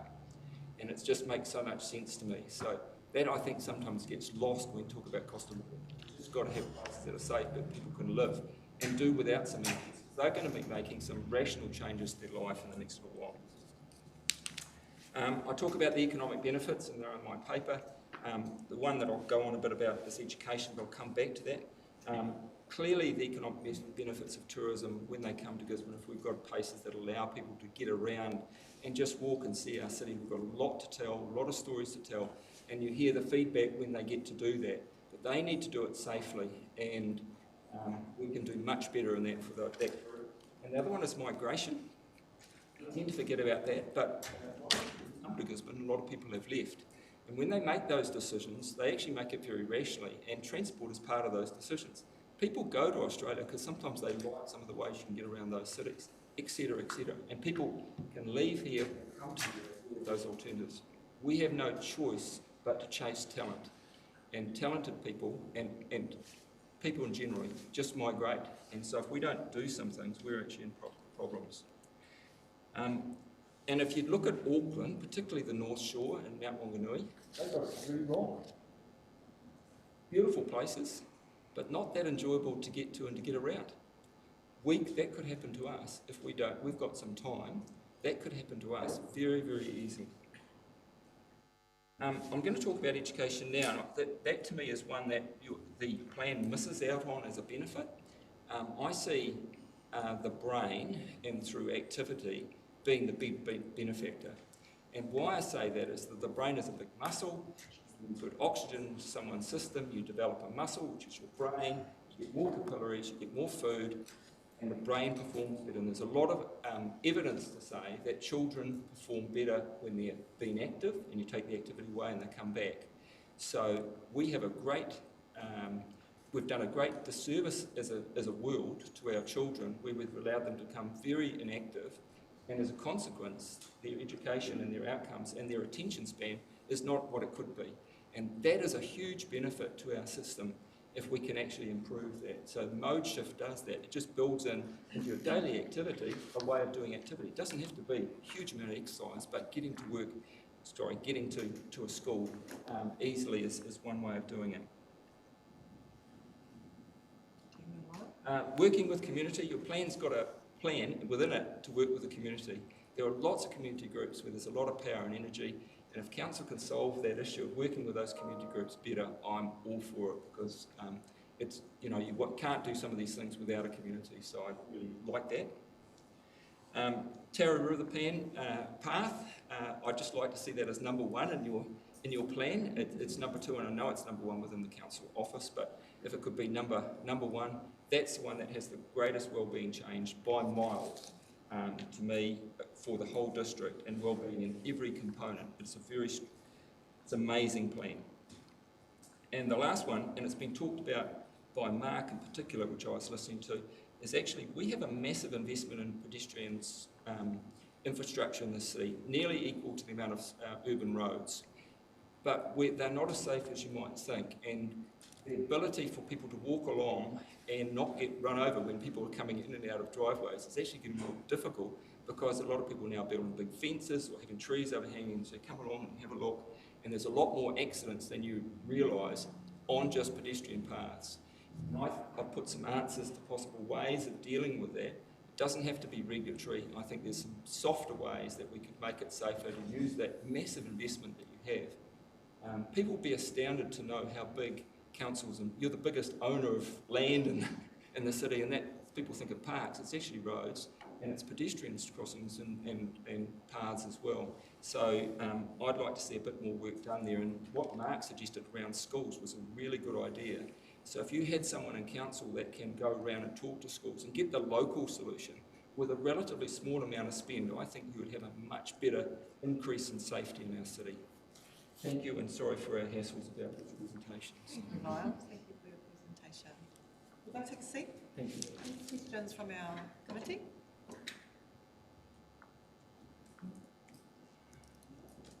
Well, we'll ask. You're going to give us another presentation. Yes, yeah, and that's even shorter. But that's okay. We're going to hear from another submitter, and then we'll bring you back. That's fine. Thank you. Okay, and online we have Carolina Cortez. I hope I'm saying her name. Carolina Cortez. Hey. Kia ora, Carolina. Kia ora. Thank you for taking the time to zoom in to us today and share your submission. We're very keen, we're all ears. You have 5 minutes, and then, I'm Annie. The video, sorry. Chair, I'm Yes. Oh, Heather's got a video for us from you. Yes. We will have some questions for you. Thank you, Heather. Yeah, perfect. Yeah.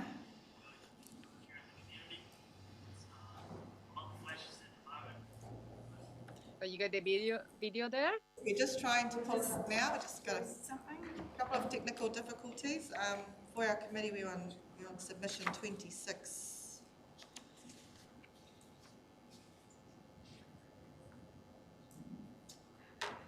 Caroline is asking us to consider road access for people with disabilities. Would you like to take this time just to have a little bit of a chat with us about, we're just trying to pull up your video, Carolina? Can't get it on. So yeah, my submission was it's regarding the access and the transport for people with disabilities around the city. I used to work as a caregiver, looking after people that they're wheelchair users in the community, young people. So, and I know experience from there, working with them, how hard it is for them to move around the city, because everybody knows that the footpath, they quite damaged, especially more and more after the rain, the cyclone. So that limited them to move around the city, demanding like more support from their family, from different companies to help them moving around the city, and at the same time limiting them to do their life, if they want to go and hang out with some friends, or if he have to go to the hospital, which he lives in the intersection of Aberdeen Road, Eton. Yeah, there is a video. It's really difficult. They always need help from other people. So if you want to start the video now. Okay. You want to start the video now? Yep, we're going to do that, Carolina. Thank you for that little intro. We're just waiting for some sound.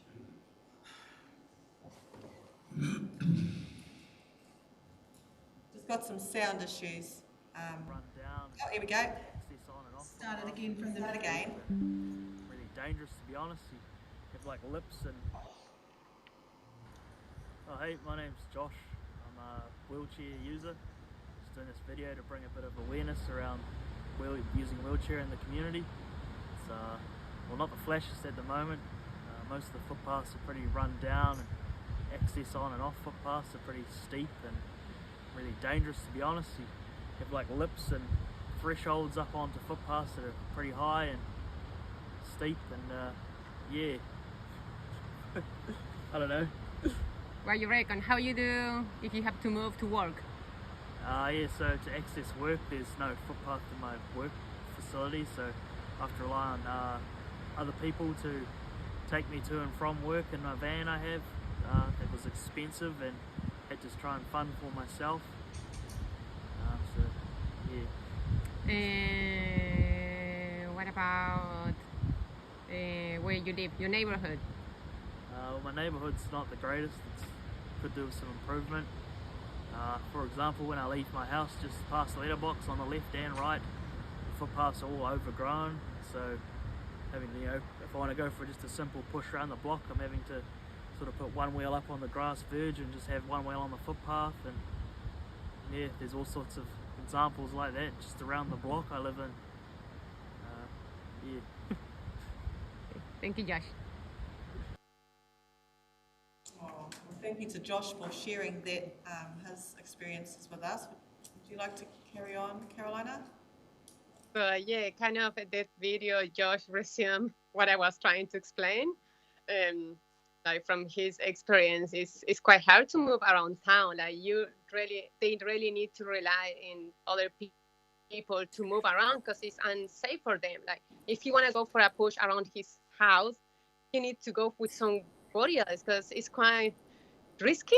No, the surface, the footpath is uneven, so he can fall anytime, and he doesn't have any, any core strength to get up, and limited his life. And I'm talking especially because he is young. He doesn't want to use a electric wheelchair, which need to do plenty of changes in his house if he wants to get a electric wheelchair. He wants to be independent. He wants to a small wheelchair that make easy for him to move around his house, or if you want to go to the pub or somewhere.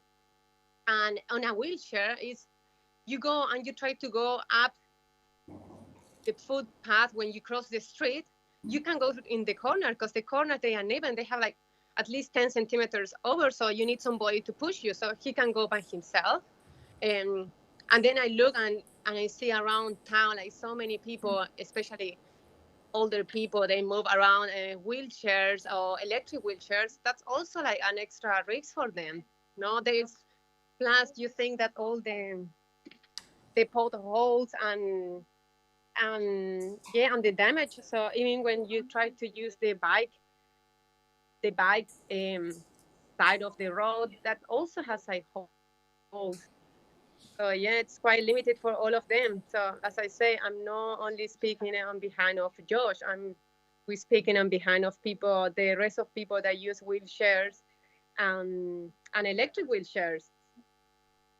So I don't know if you had heard more claims in the community of other people complaining about the same.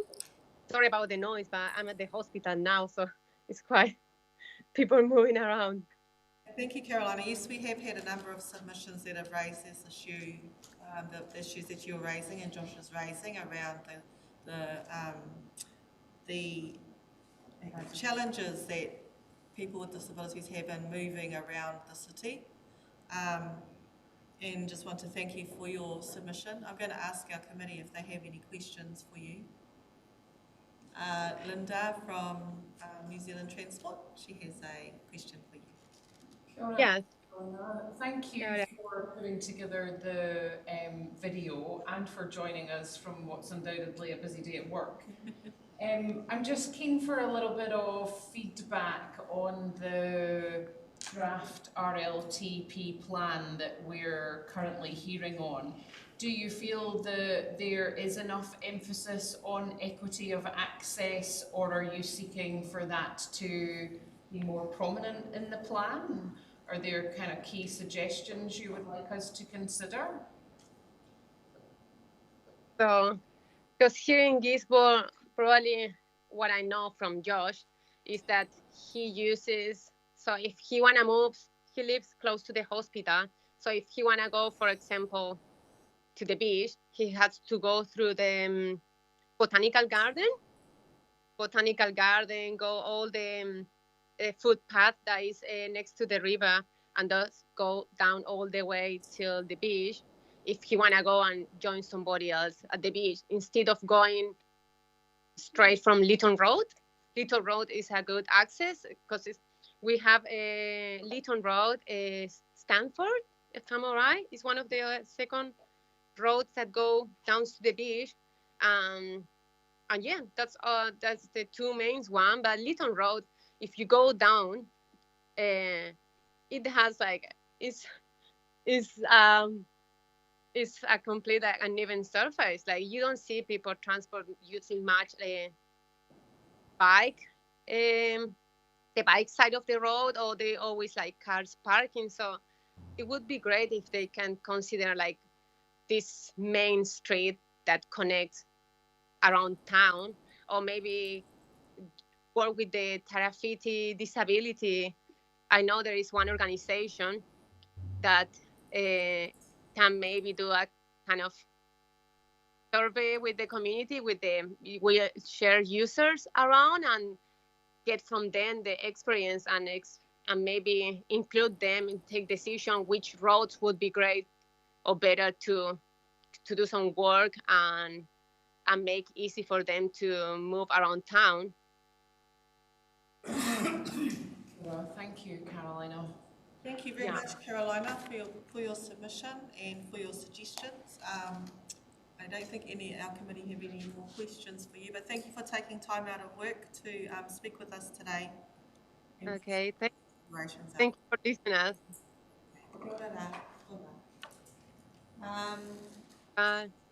Yeah, thank you. And we come back to Lyle. This time with Tapuwai Tairāwhiti Trails. And this is submission number 2 for our committee. I'm going to read this in, is that okay? Can do it in 5 minutes. It's not the submission, it's abbreviated points from it. 4 minutes. Thank you. Okay. Again, thanks for the opportunity to talk to us for the Trust. The trustees considered at length, read through all the reports, and we just, we just want to acknowledge that this is a really good plan. I think, again, as I said in my personal submission, really well done. They acknowledge that we've got to try to move to a safer mode for actors. That's the main inhibiting factor why people aren't as actors well. And we also acknowledge that in the wider picture, the whole ability to have a resilient and reliable road network as our region's biggest asset is really important. So it's not really active mode, but we just acknowledge that it's just critical. The plan itself had, and I think that we always start, what are the reasons? Why do you do these sort of things? And I think the benefit case is pretty well done. I added some other ones in my personal submission, but I thought it was pretty well done, and we really support those reasons. That's the reason why you do it, and supports the adoption of the plans. As a trust, we see the Tarahui Trail as the key network, top priority corridor, and we're going to bring back some things on your 3-year plan to do that at the due point.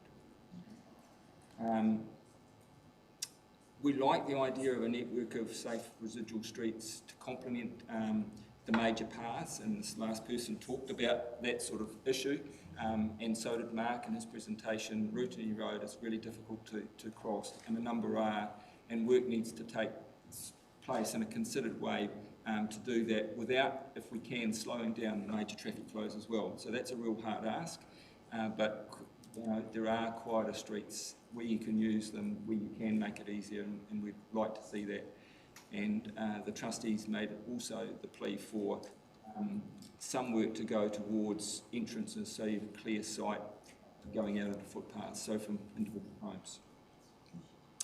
We'd like to put our support to other groups that are doing work, Tarahui Adventure Trust and the Wednesday Challenge. Those are community groups that are doing things in the background. If you like, the softer stuff, not the hardware of the trails or the paths, but the things that get people active, and those sort of initiatives will be needed to make all these things work. And if you go to these conferences relating to travel, there are a lot of that stuff going around the country that are very, very successful. So Wednesday Challenge is an example one. Some really exciting stuff coming out of Auckland, helping people to make that change. And the young ones, the thinking of the young ones is quite different to us, and really encouraging, to be honest. So in closing, really, we applaud the vision. Walking, cycling and wheeling are the first choice for short trips in Tarahui. It's the short trips. We have more to gain than almost any area in the country in increasing the uptake of active travel. We can take our community to places that they aren't currently by just making people more active. So thank you for the opportunity to submit. Thank you, Lyle. Any questions for Lyle? Oh, thank you very much for both of your presentations today, Lyle. Sorry about the muck up with the first All one. good. Thank you very much. Right. Moving right along. Our next speaker hasn't arrived yet, but Nona is here. Nona? Oh, what about Nona? Nona Aston is here to speak about Tairāwhiti Positive Ageing, and we're on submission 27. So let's haramai, Nona.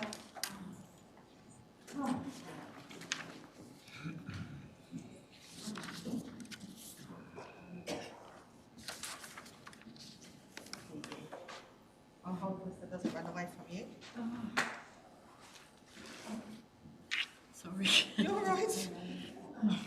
take my glasses off. There you go. 5 minutes before the order. Oh, yes, well. Brilliant for 5 minutes. Atamare. Atamare, rangatira. Nona Aston, taku e mai. Hierarchy Positive Aging Trust, taku mahi. Thank you for having me. Thank you for being here. It's lovely being on the other side. I have been adored and abused, as you are, and now I'm going to abuse you. Thank you very much. Right, I have to read it because I can't remember things now. Keeping active in mind and body and living with dignity in a community that values their knowledge, skills and experience is the expectation of most of our ever-increasing number of senior citizens. At this session, I want to promote on behalf of Tairāwhiti Ageing and our Tai Tech whānau the importance of safe and easy active travel for all our citizens. While we support cycle lanes and walkways and further development of these, and thank you for that, we are concerned with the current dangerous state of footpaths and carriageways near to where we live, and the numbers of accidents incurred by pedestrians and people in disability scooters.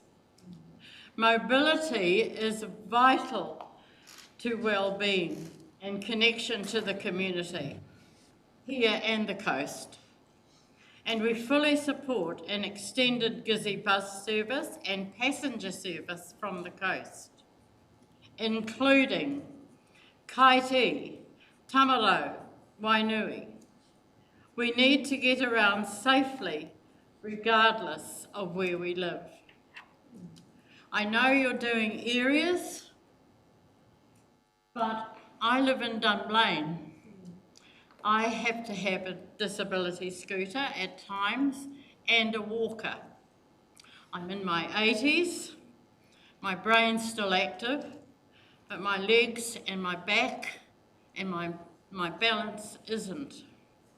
When I go to the hub at Kaiti or even further, when I go to town or Balance Street, it is a nightmare. It doesn't matter what parallel road I try to go on, it is terrible and unsafe. Some of your carriageways are super. They're lovely and wide and they're smooth.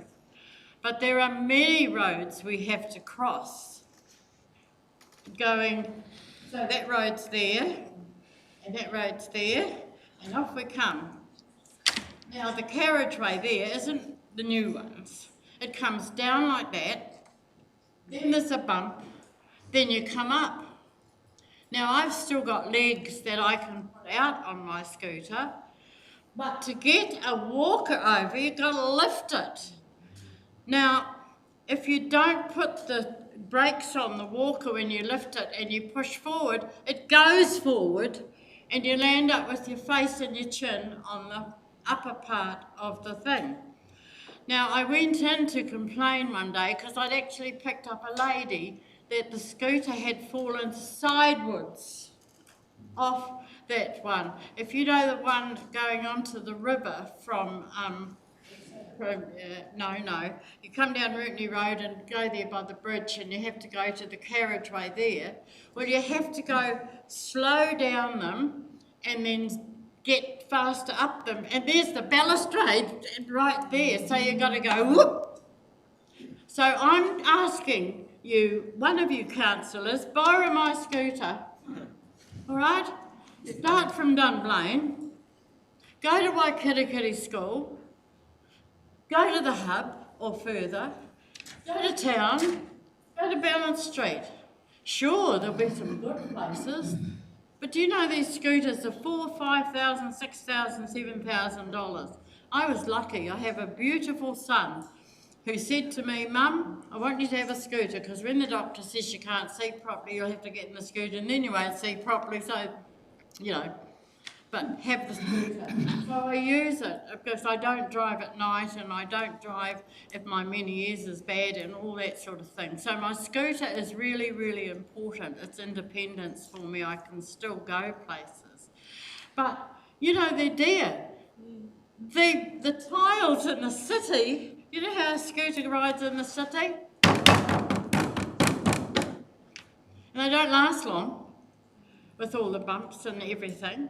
So I'm not growling, I'm just trying to tell you that I know what you're doing and I thank you. I really thank you for what you're trying to do. And I know you got no money, neither have we, but it doesn't matter. I know what the problems are, I've been there. But really, if you want us to walk, if you want us to get anywhere, and the other thing, you know, our place is beautiful to walk, passing all the houses and the gardens. Do you know we can no longer walk looking round? We have to walk. We're going to be all old people going like this. Because it's terrible. And especially lifting the walker. And if we look around, there's not all that many walking now. So they've got to get somewhere to go have a nice walk. But honestly, getting there are lovely footpaths, I agree with that, and I'm talking about Kaiti, and I think Elgin's a little bit better with the smoother footpaths, to be honest. But I am begging you, please, am I over? Oh my God. I'm begging you, please, don't just look at the main thoroughfares. Please start looking at where we live. Kaiti is full of elder people that are more dependent. There are more scooters and I'm sorry, I lose words. Walkers in that area, and you know how some of them cannot afford things, and so it's a shocker. Honestly, it's really a shocker, and the whole of the hub is so uneven. It's I've seen people tripping along there, but I'm just saying, people, you younger ones make your decisions. Come and ask us older ones. We don't see well, we don't hear well, and we don't walk well.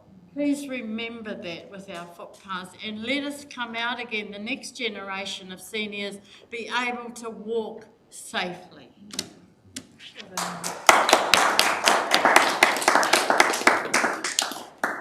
Hello, dear.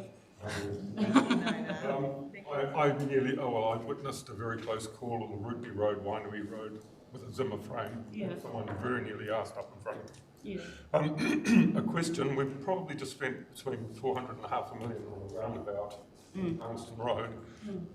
Do you think that money would have been better spent on lots of smaller jobs? I despise roundabouts. I absolutely despise roundabouts.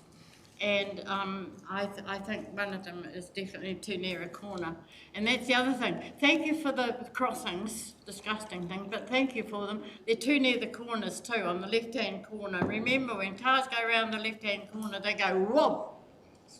Some of them are too near. I think that I'm not going to say that in front of Wrigley Wiggly, because he'll write that down. What I am going to say is that this new age has become, we've got to get the cars running, we've got to get them freely, you know, we've got to get them done. They're better for cars. Why on earth did you give away the lights? Because then people have time to get across somewhere, for goodness sake. And if you thought it was going to stop the long bits of motor cars, you want to go. I go to work at Citizens Advice at 8:30 or 9, and I have to go early because you have to sit there on the roundabout there. But Colin, do I think you should have done that? No, I don't. I wanted lights for time for people. It's your business what you spent on them, but I would rather have lights and good footpaths. That's my answer. We're a forgotten race. And you know, you guys, In 50 years' time, you'll have more of us than you. And you'll be... And some will do triathlons, I know that. But some will be really crook, you know, because there's a lot coming. We might have to ask Mr. Barry over there to come borrow your mobility scooter and come because he's the man in charge of all the footpaths.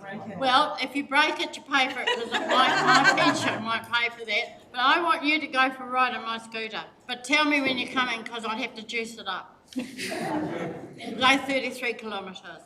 Thank you. And then you have to push it back if you stop.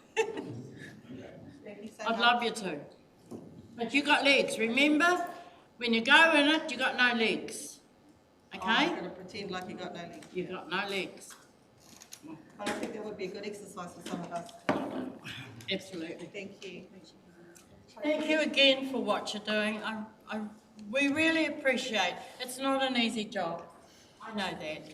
But thank you very much anyway. And thank you for what you are doing. And I know how hard it is with the government and with local government and what they're stopping and what they're not giving. So please, God bless you all and may He give you wisdom. Thank you.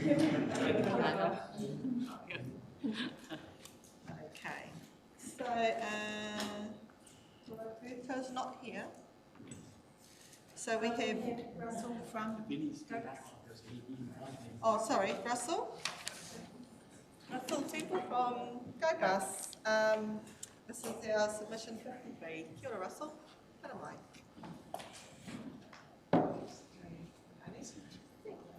You have 5 minutes? And then we have 5 minutes. This is really helpful up there, isn't it? You have the floor. Good morning, and thank you very much for providing the opportunity for this presentation. I'm joined here today by Joe Lieber, who is our manager here.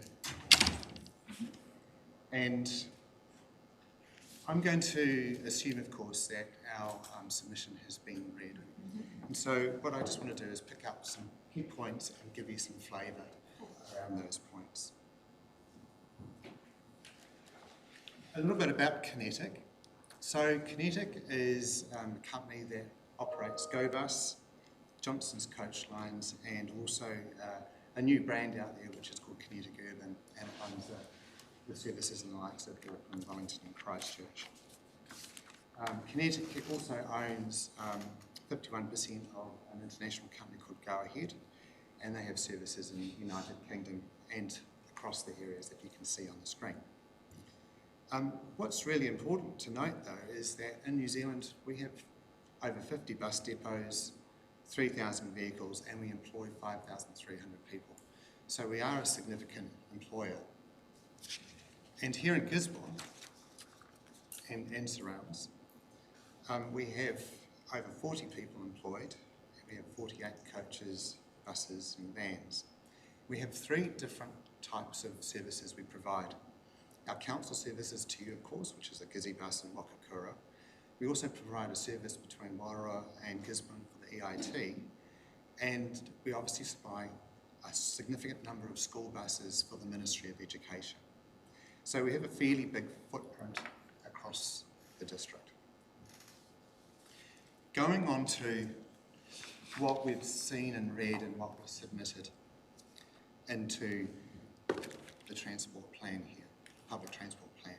So very excited about it because it represents a big step change for the city in particular, and of course the wider district. And shortly, as a result of the changes you want, you will be going out to tender to find a contractor to take this forward. But what we really want to make clear is that trying to do a new contractor and a new network at exactly the same date is a recipe for disaster. It's been tried elsewhere in New Zealand and overseas, and it's too much change at once. So what we do is we just plead, appoint the contractor, get them on board, and then make the network change. Don't try and do it at the same time. as you say, you only get one opportunity to create a good first impression. On the options for improving the network, ultimately, council can only do what it can afford. But if you want to create an opportunity for people to live without needing a car, you need to provide the bus service when and where they need it. And I ask the question, how many of us would be happy if we couldn't use our car after 6 p.m. or at any time on the weekend? How useful would that car become? And what would it do to our mobility? A few little points. There's a really nice piece in here about marketing, and that's something I'm very passionate about. And telling the story about why people want to catch a bus is really important. Little note though, branded, this time's really going, branded routes provide a problem where we can't use spare buses assigned to that route on other routes, so it's not a very good use of services. And we really encourage a bus audit of all the stops. Recently we wanted to bring in a bigger school bus on a service, and we realised the bus stops were too small for that bus to safely get in and out of it. The ticketing system is about to be changed, and we really encourage a change to no cash on buses. This is from a health and safety perspective, and it's very important for us. Cash tins on buses that the drivers have are obviously very tempting to be robbed. And since 2020, when cash came off the buses in Auckland, there's been a reduction of 70% in driver assaults. Let's keep moving. You're going to do a procurement review to look at how you're going to get your new bus contracts, and we're fully supportive of that. But we just encourage that council really does focus on value for money and its procurement approach, and thinks about the value of the incumbent operator versus changing everything to a new operator. And I'm almost there, last slide. Just importantly, key performance indicators. Like every contract you probably have, you want to know that the contract is being delivered according to your needs. And the big thing for buses is reliability. If they're going to only turn up once a day or 100 times a day, they need to be on time. And that's a really important measure. And the fact that they turn up should be happening more than 99% of the time. Turning up on time should be happening at least 95% of the time. Those are the international benchmarks, and we really encourage you to include those in your future tender documents. That's my presentation, as quick as it was. I just want to reassure you that we're fully involved in the community, and we're looking forward to continued sponsorship of the Poverty Bay Rugby Union. And now I'll be happy to take any questions. Thank you. Thank you for your presentation, Russell. Do you have any questions for Russell? We're ruffling through here. Yes, I was just interested in the robbing incidents that you're wanting cashless. Yes. Fair enough. But in Auckland, you have 70% decrease in assaults. Is that something that happens here too? Look, as you probably appreciate, we don't have the same kind of level of assaults or robberies in likes of Gisborne. It's not the same kind of threats that you get in the city. But it's not saying that there isn't a threat, and we have to consider the health and safety of our drivers as one of our most paramount considerations, and what we do with our employees. So if there's an opportunity to take cash with the buses, we just remove another risk. Councillor Thompson? Sorry. You're thinking. Yeah, no, I'm sort of, the cashless thing for me, I've got kids, and it's easy just to throw my kids something happens, like a flat tire or something, just throw them some cash, and life's just easy with that option. So me personally, I with that option gone. So yeah, I was more, you asked about the assaults. I was wondering if it's actually caused any assaults in Gisborne with the very minimum amount of cash that probably goes across. If I could just address that. So we have a policy of no child left behind ever, regardless if they've got money or not. If we see repeated behaviour of, I don't have any money, can't have a card or whatever, then we will address but your child will never be behind because they didn't have money on the card. And with the new ticketing system, it's going to be so much easier to load money on a card. And for the adults who have a debit or a credit card, a debit card, they don't even need the local B card or whatever. Thank you, Russell. Yes, Mr. Cranston? Yeah, thank you. The bus routes, are they under review? Or we quite often hear about the airport and the hospital and yes, yeah, that sort of thing. So. Yes, so the council has been working, thankfully, with us and with the community on a number of new ideas on straightening the bus routes, removing some of the loops, how to improve how far they reach, how often they run through the day. So we've been fully involved with that, and our drivers have even had a chance to give input. So we're very happy with what's been presented in this plan. Thank you very much for your time today. Thank you. Russell, thank you so much. And next on my list is Roberto Sutori. He's come to give a personal submission, and it's submission number 183. So we're standing over? Come beside me. Perfect. Get out of the way. Sorry, I don't know if we stand or sit in, but I'm pretty loud, so everybody would hear me, I imagine. I'm Roberto Story. 5 minutes. Oh, sorry. Reset that. 5 minutes. That's all right. I don't think it will take 5. For those who haven't had the opportunity to meet me, I'm one of the general surgeons in the hospital. Okay. And the only reason that I think that's relevant is because I see what happens at the other end when something goes wrong, when something bad happens in our city. And obviously, specifically when there's a car accident or when there's a pedestrian that's run over by a car.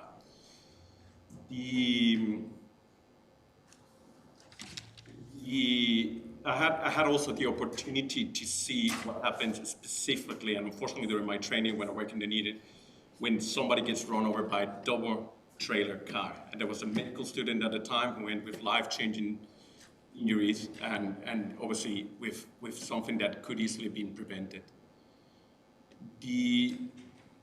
I drive Ormond Road on a daily basis, easily 2, 3, 4 times per day. And my kids are school aged, so it's not unusual that I go in one or another direction during school times. And it blows my mind the number of near misses that I see on a regular basis. Kids walking into the streets, bicycles, scooters, crossing in front of cars. Kids just obviously jumping out of buses, school buses, and running into the trail. And it blows my mind that we have a pedestrian crossing in Mangapapa and a pedestrian crossing at Balance Street. So I wrote 2 proposals for this plan. One is that I don't know the number of children that lives north of Ormond Road, but I can tell you though that once they go past primary school, intermediate school, the option will be Ilminster and obviously Gisinto or Gisborne Intermediate, and a lot of those kids cross Ormond Road on a daily basis. And as I said, and the number of near misses, and I'm surprised because I said I see on the other end what happens when things go wrong. I've dealt with a number of them, but I'm always blown away that we don't deal with more on a regular basis. So one of of my submissions, points of my submissions, what we need better or something safer for our kids to be able to cross Ormond Road.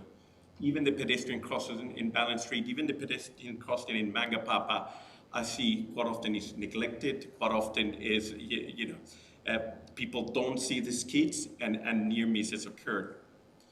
And the other aspect of my submission, coming back to what I've seen, is the most I've counted in a single day is 5 logging trucks heading into the city in school hours.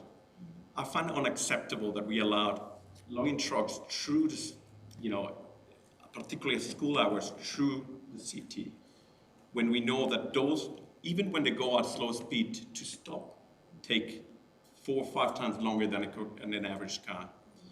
I find it unacceptable that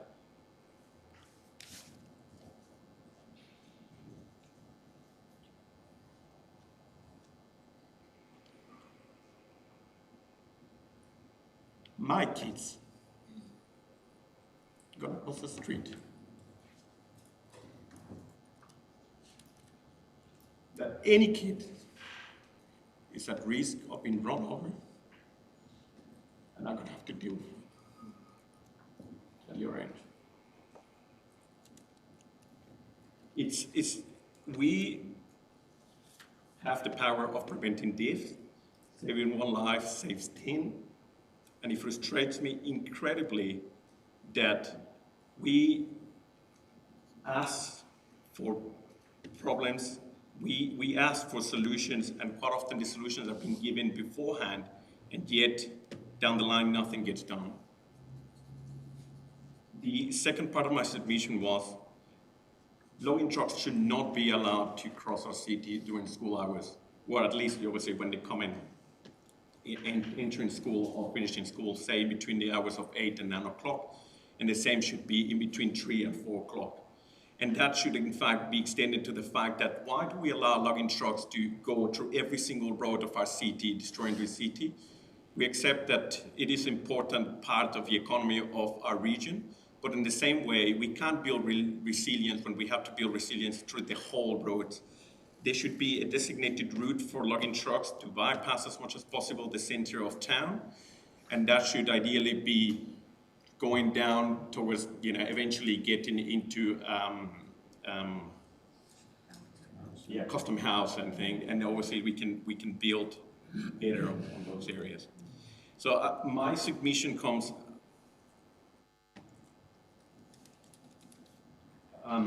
not as a professional, but I want to say as a member of a community and as a parent. Thank you. Yeah. Thank you.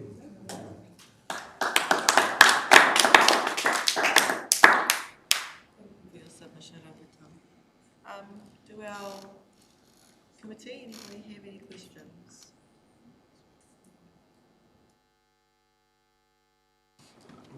We have heard you. Thank you so much. Yeah.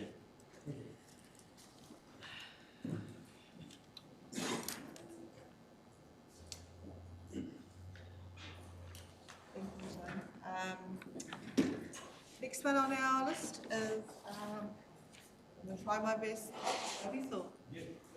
Kia ora hara mai.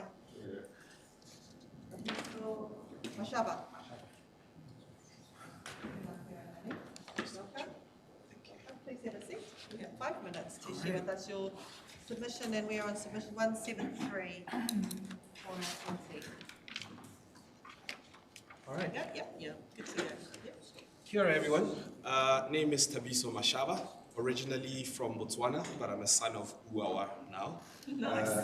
I've been here for past a year now, and pretty much when I saw the talk about transport, I also chose to submit because I stay in the coast.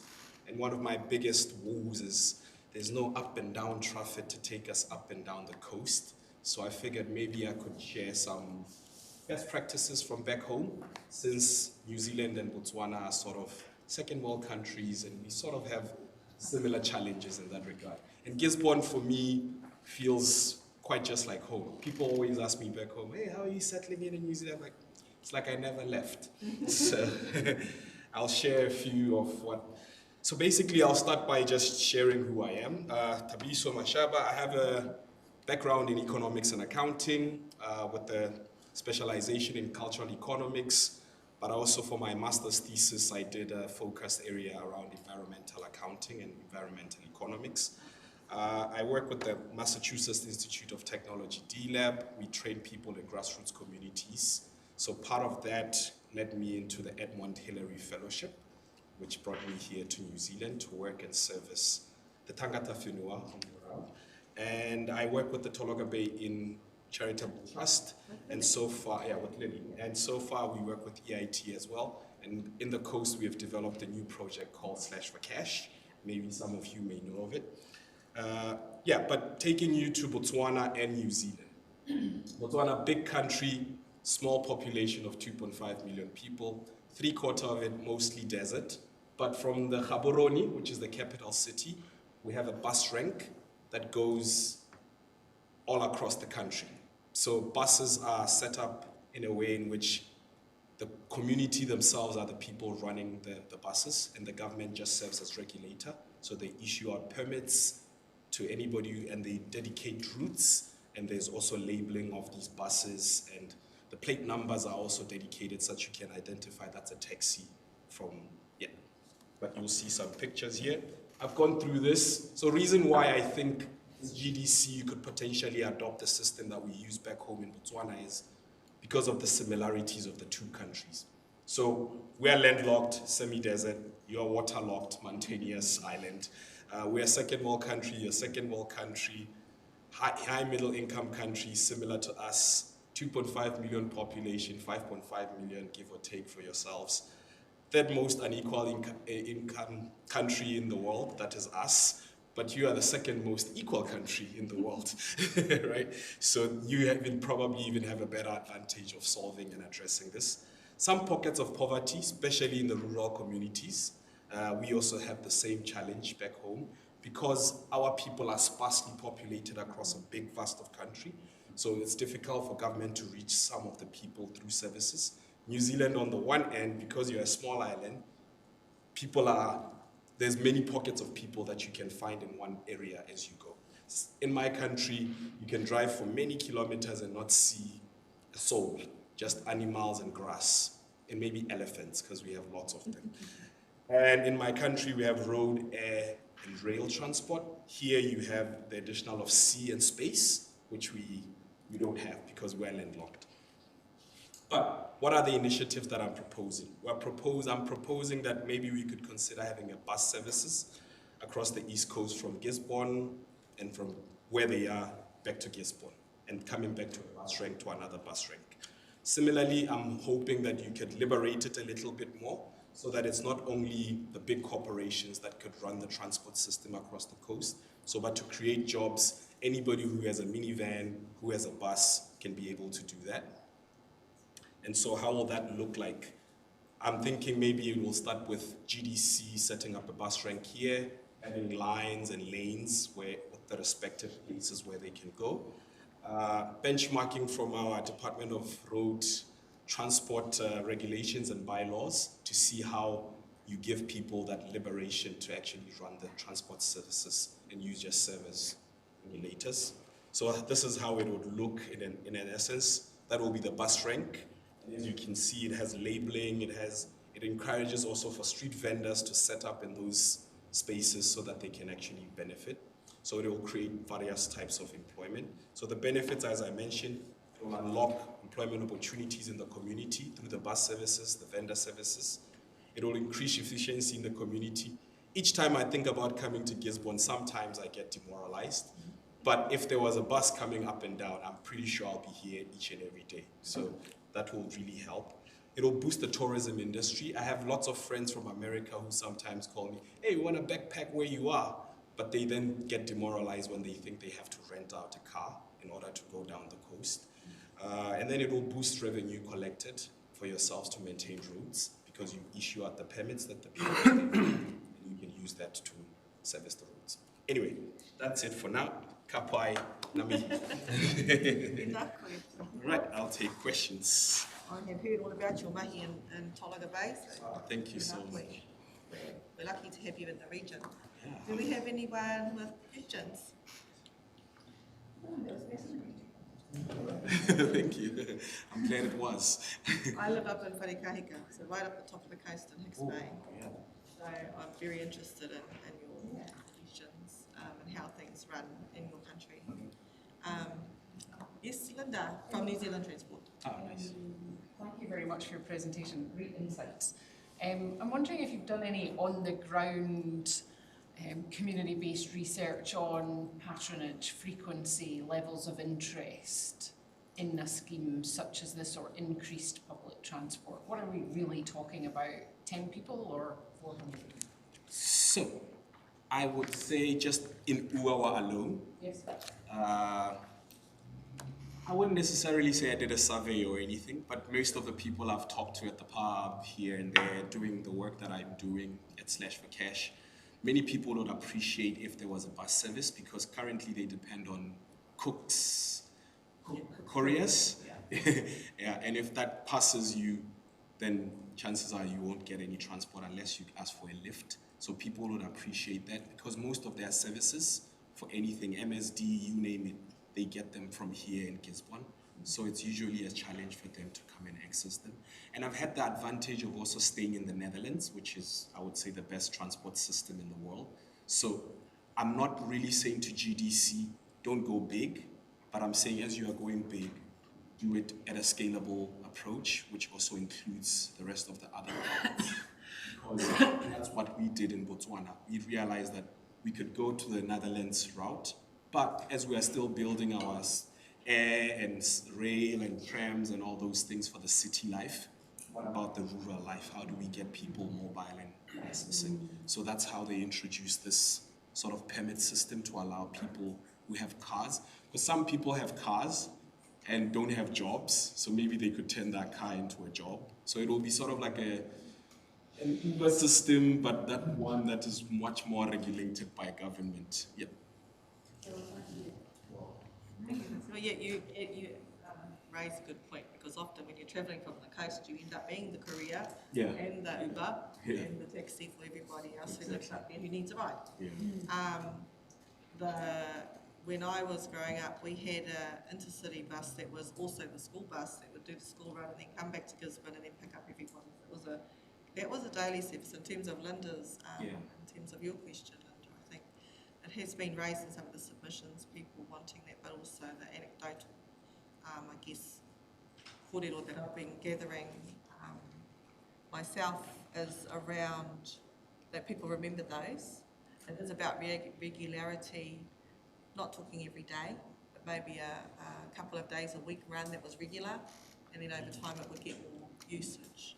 I think we have talked about in the plan around community, as you say, community-based approach where there may be community organisations that have vans that can be utilised for services like this. So, thank you very much. You're welcome. And one of the things is the regulations in Botswana, once you dig them deeper, is you can also limit the number of buses on each route. So you avoid chances where the drivers of the bus will say, we're not making sufficient profit, right? Because that's one of the reasons I know most people would have a slight challenge with, if we let everybody run a bus, will they actually really make money to sustain their buses, right? So that's one of the things to consider as well. Thank you so much. Really appreciate the time and vote of confidence. Thank you very much.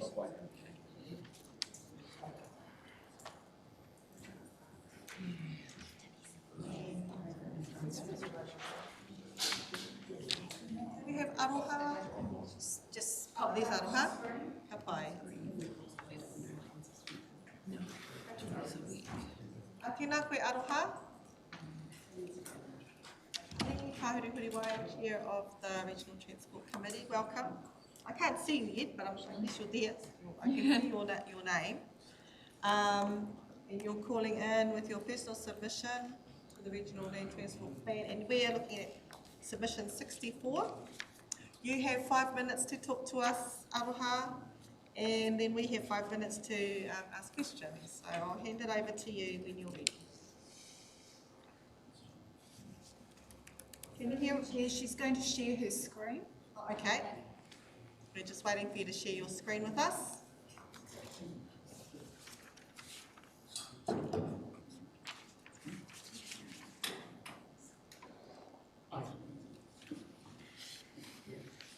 And I'm assuming you're calling us from Rotorua.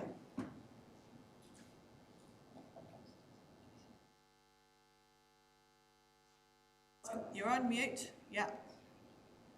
No, she's not. She's got her microphone. You're on mute now. Do you want to? We're not hearing you, Aroha.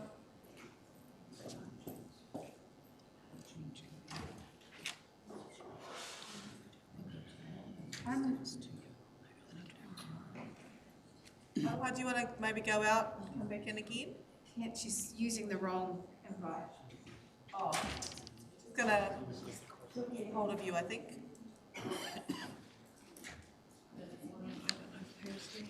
No, I don't think Daryl's arrived yet. Daryl's not here. So we've done everyone else, haven't we? Means that she can. Can't. All right. Yeah, so she's been sent Another link? the wrong link. Oh. But she's had the correct one sent. She just has to. Okay, Aroha, if you go back out of this link and into the other one that you were sent. Hopefully she got that.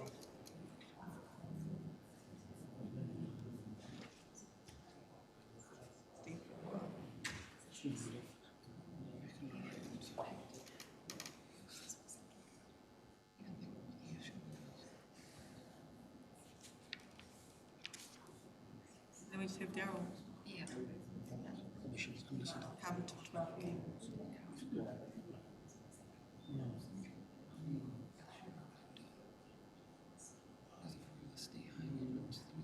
Heather, are we able to get Daryl in earlier? Daryl is on his way. Okay, cool. Thank you.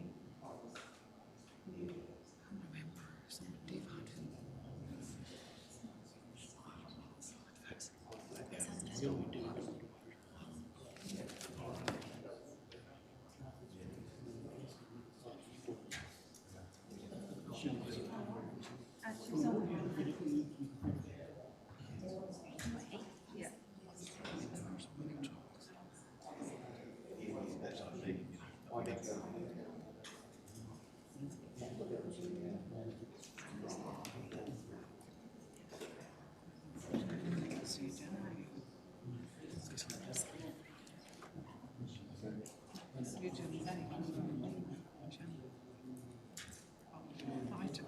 I really struggled to get from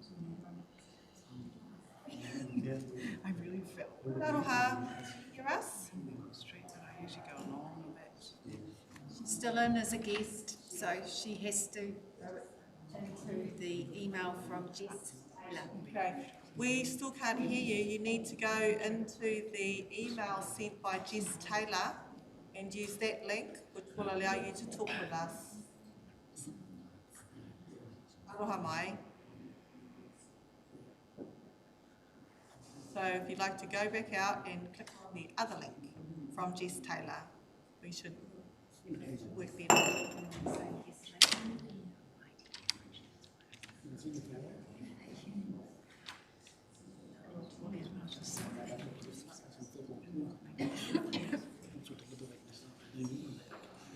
This happens all the time. We go, we're going to make Through you, Chair, we could adjourn for 5 minutes. Okay. Oh, you like? I want to use that word. So to our committee, we're just going to adjourn the meeting for 5 minutes while we wait for our last two submitters to arrive. Yeah.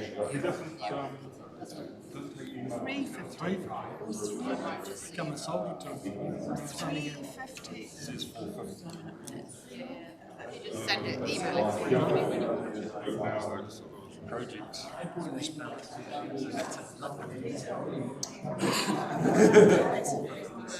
He's very much in favour of your after hours.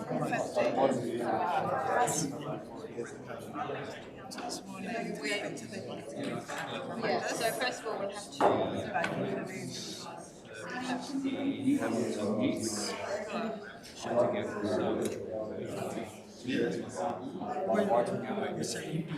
When you're passing cars.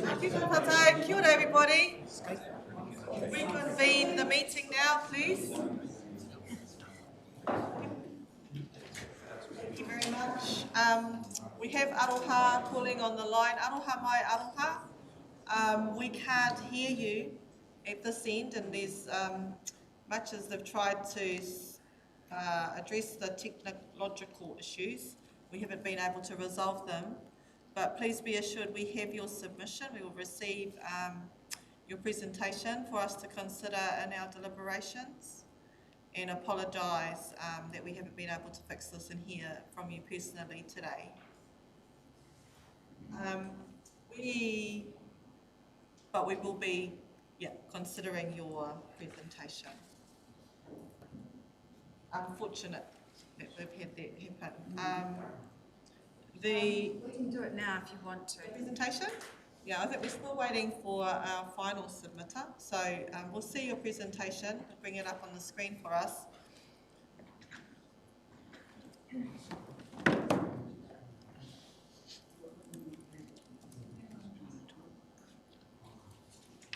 I understand that the link that you're currently on doesn't allow you to.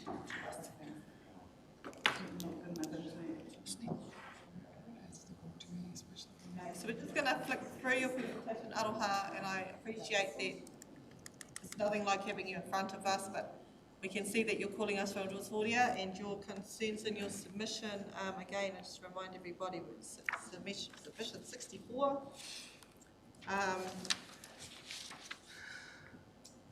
Aroha wanted us to address service to the coast, please. Rotoria needs footpaths, walkways outside of the township of Rotoria. Should we go to the next slide? Oh, I've got the button. I've got the power. Wow. Oh yes, so outside Te Kura Kaupapa, Māori o Te Waiu. I think the maps. Submission here. I think that was it. Oh, that's the loop road, the ice cream loop. Walk that for a power horse. So it's the footpaths. I mean, I'm assuming that she's talking about being able to provide safe and easy access for the kids to get to the schools. Is that called the ice cream road? Well, that's the ice cream that she's circled there, and then the rest of it is the ice cream cone. Oh, yeah. Really missing your commentary to go with this, Aroha. Oh, that's down the top of the crossroads. So if we go back here, she's talking about ends of the earth, that end there, on top. You can't see me. Right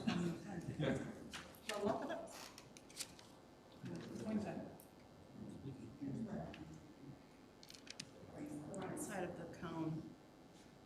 Yes. Where so up top.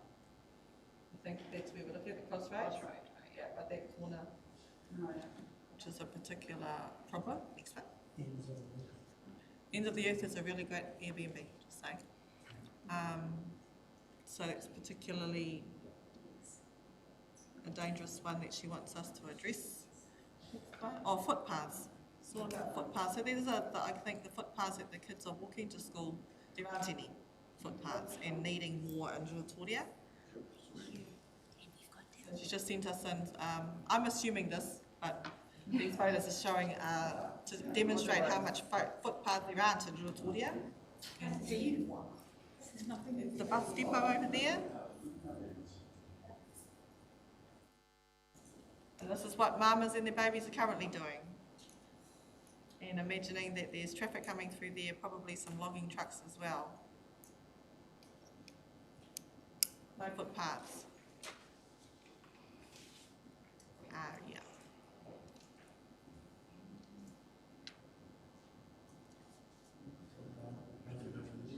Well, the footpaths the condition of the footpaths are not safe. Good photo, so this is down into the township. Well, the Councillor Paraso has raised this a number of times as well around the council table around the state of the footpaths and the walkways into Rotoria for the children. I'm really sad that we couldn't hear Aroha give her presentation, but her photos are very compelling, hence we can see that it needs addressing. So the 1.4 million that was reallocated, that was sort of had tagged pathways to it. Pathways. So what's some of that? every township, I'm not sure. We would need to ask our team to see if we can have an update on where things are at with that. Okay. Mr. Daryl Monty. Thank you for coming in early, Daryl. Yeah, That's right, not a problem. Yeah. That's right, okay. And you're giving us a presentation. Yeah, there should be something up on here. How's it going? It has been a long time. We don't sit down. Hello, everybody. Oh, no, I'm quite happy to stand. Oh, do I get a... What's it?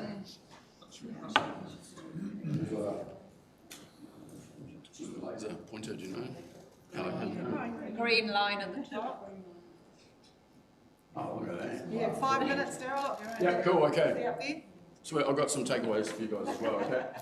Cool. So I'm just going to give you a little bit of background first, okay, because I was drove a research project over the last sort of 18 months, which is features some data that is relevant to what you guys are talking about today. This is what I call the creative engine. I won't go into it, but on the handout, there's a website that you can go to find out more about it, okay? Okay, introduce myself, that's me. A few of my misadventures there. Been running Smash Palace since 2015. We've now got a radio station. I've been involved in all sorts of interesting things. I'm currently also Gisborne's representative on the Hospitality New Zealand Hawke's Bay Regional Branch, and I'm also on the National Board of Independent Music Venues Aotearoa. 2019, this is the background, called a hui to discuss a tauraki music strategy. We had a massive turnout. We broke out into groups and did brainstorming. And we had quite a few of the councillors and the mayor, deputy mayor, come along to that, which was fantastic. We basically, from that, I got the go-ahead to start working on developing a music strategy.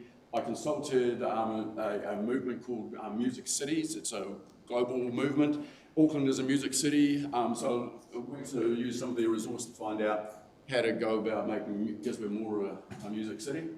And this was a key part of it, understand your environment, asset map it. So I approached the Ministry of Culture and Heritage and got some funding. And in February 2023, we launched What Does Local Music Mean to You? Research project. We had another function for that, lots of lovely people turned up for that, which was great. And then a year later, almost to the day, I presented the findings of that research and also a draft regional music strategy. So this is the Tauraki Music Survey. We ended up with 504 people taking part, about 50-50 split, more or less audience and musicians, a few more audience members. Whole spread of age groups, as you probably know, a lot of people, it's more people who like filling out surveys that fill out surveys. A real split of different genders as well.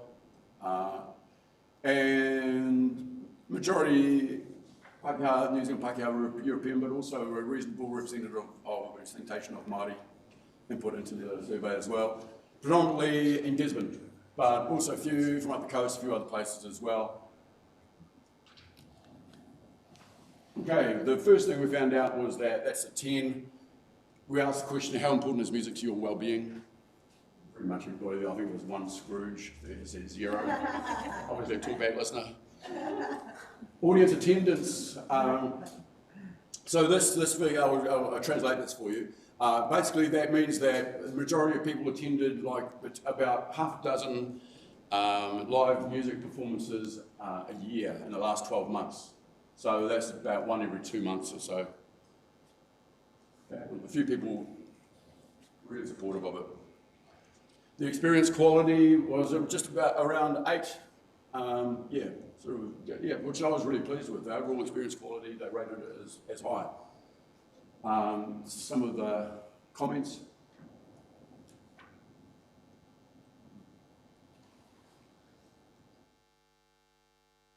Transport quality, this is what brings us me here today. That big thing, that's not a 10, that's a not applicable. A whole lot of people who don't even bother. But it worked out about a 3.5 out of 10, okay? I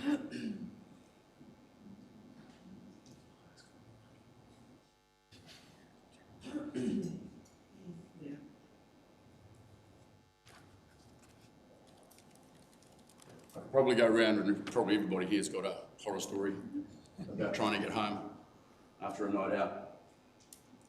Okay, so we did some research to find out what are some possible solutions. Solution in Hamilton is Flex. I've got these pages that are in the handout. Okay.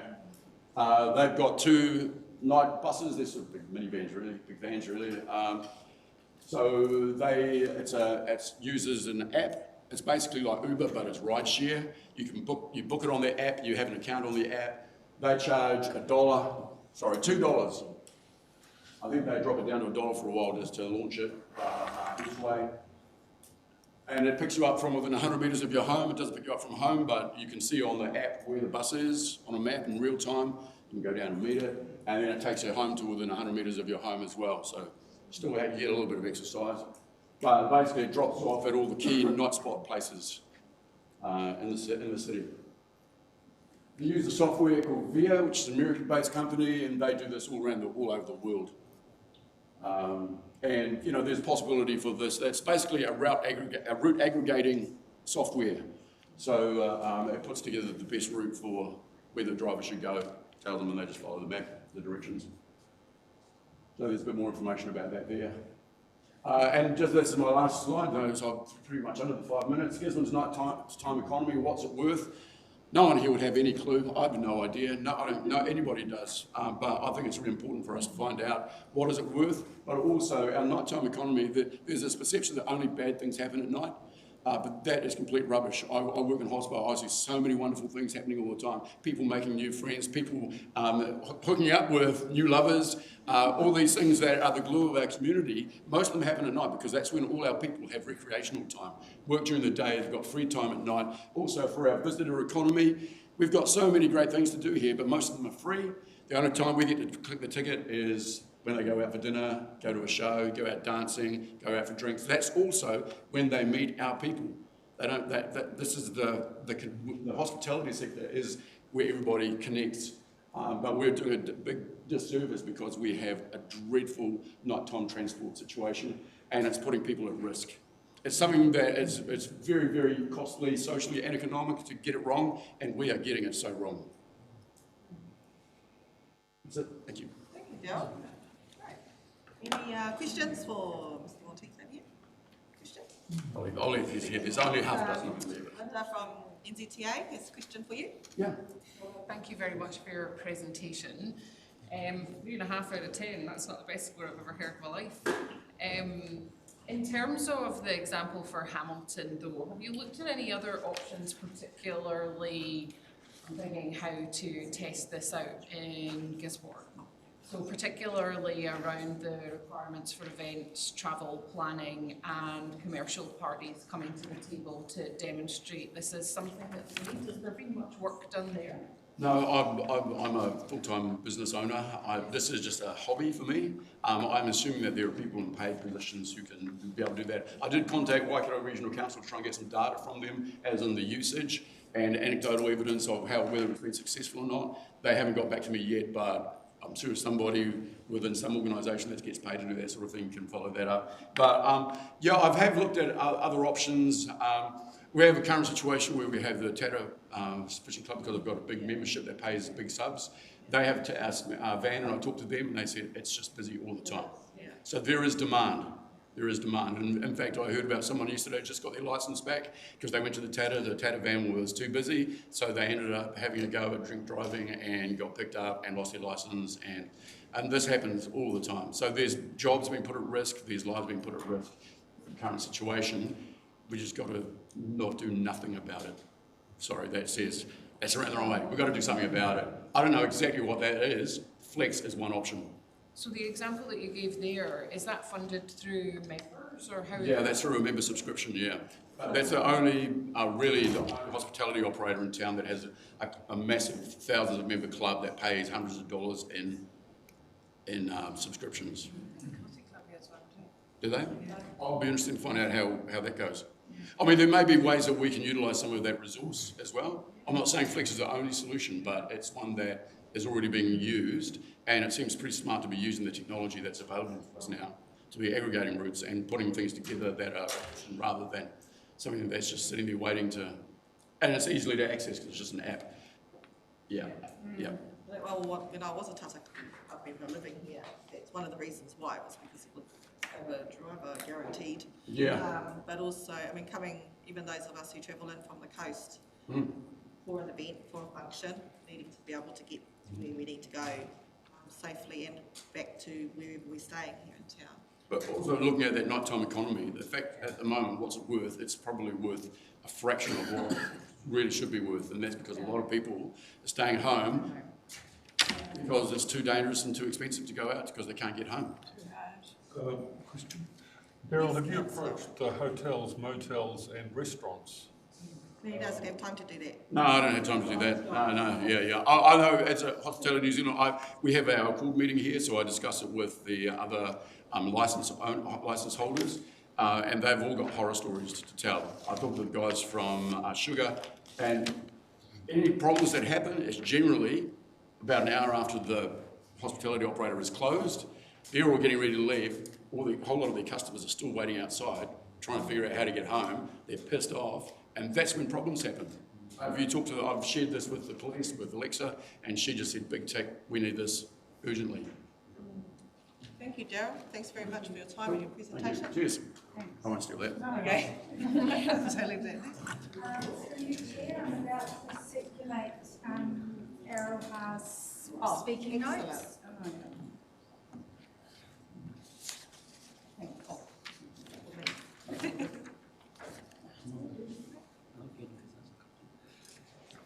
Because we've got a little bit of time, I'll read Aroha's submission so that we can have it noted on the record for today, as she was supposed to be here to present her own kōrero, and we've already seen the presentation.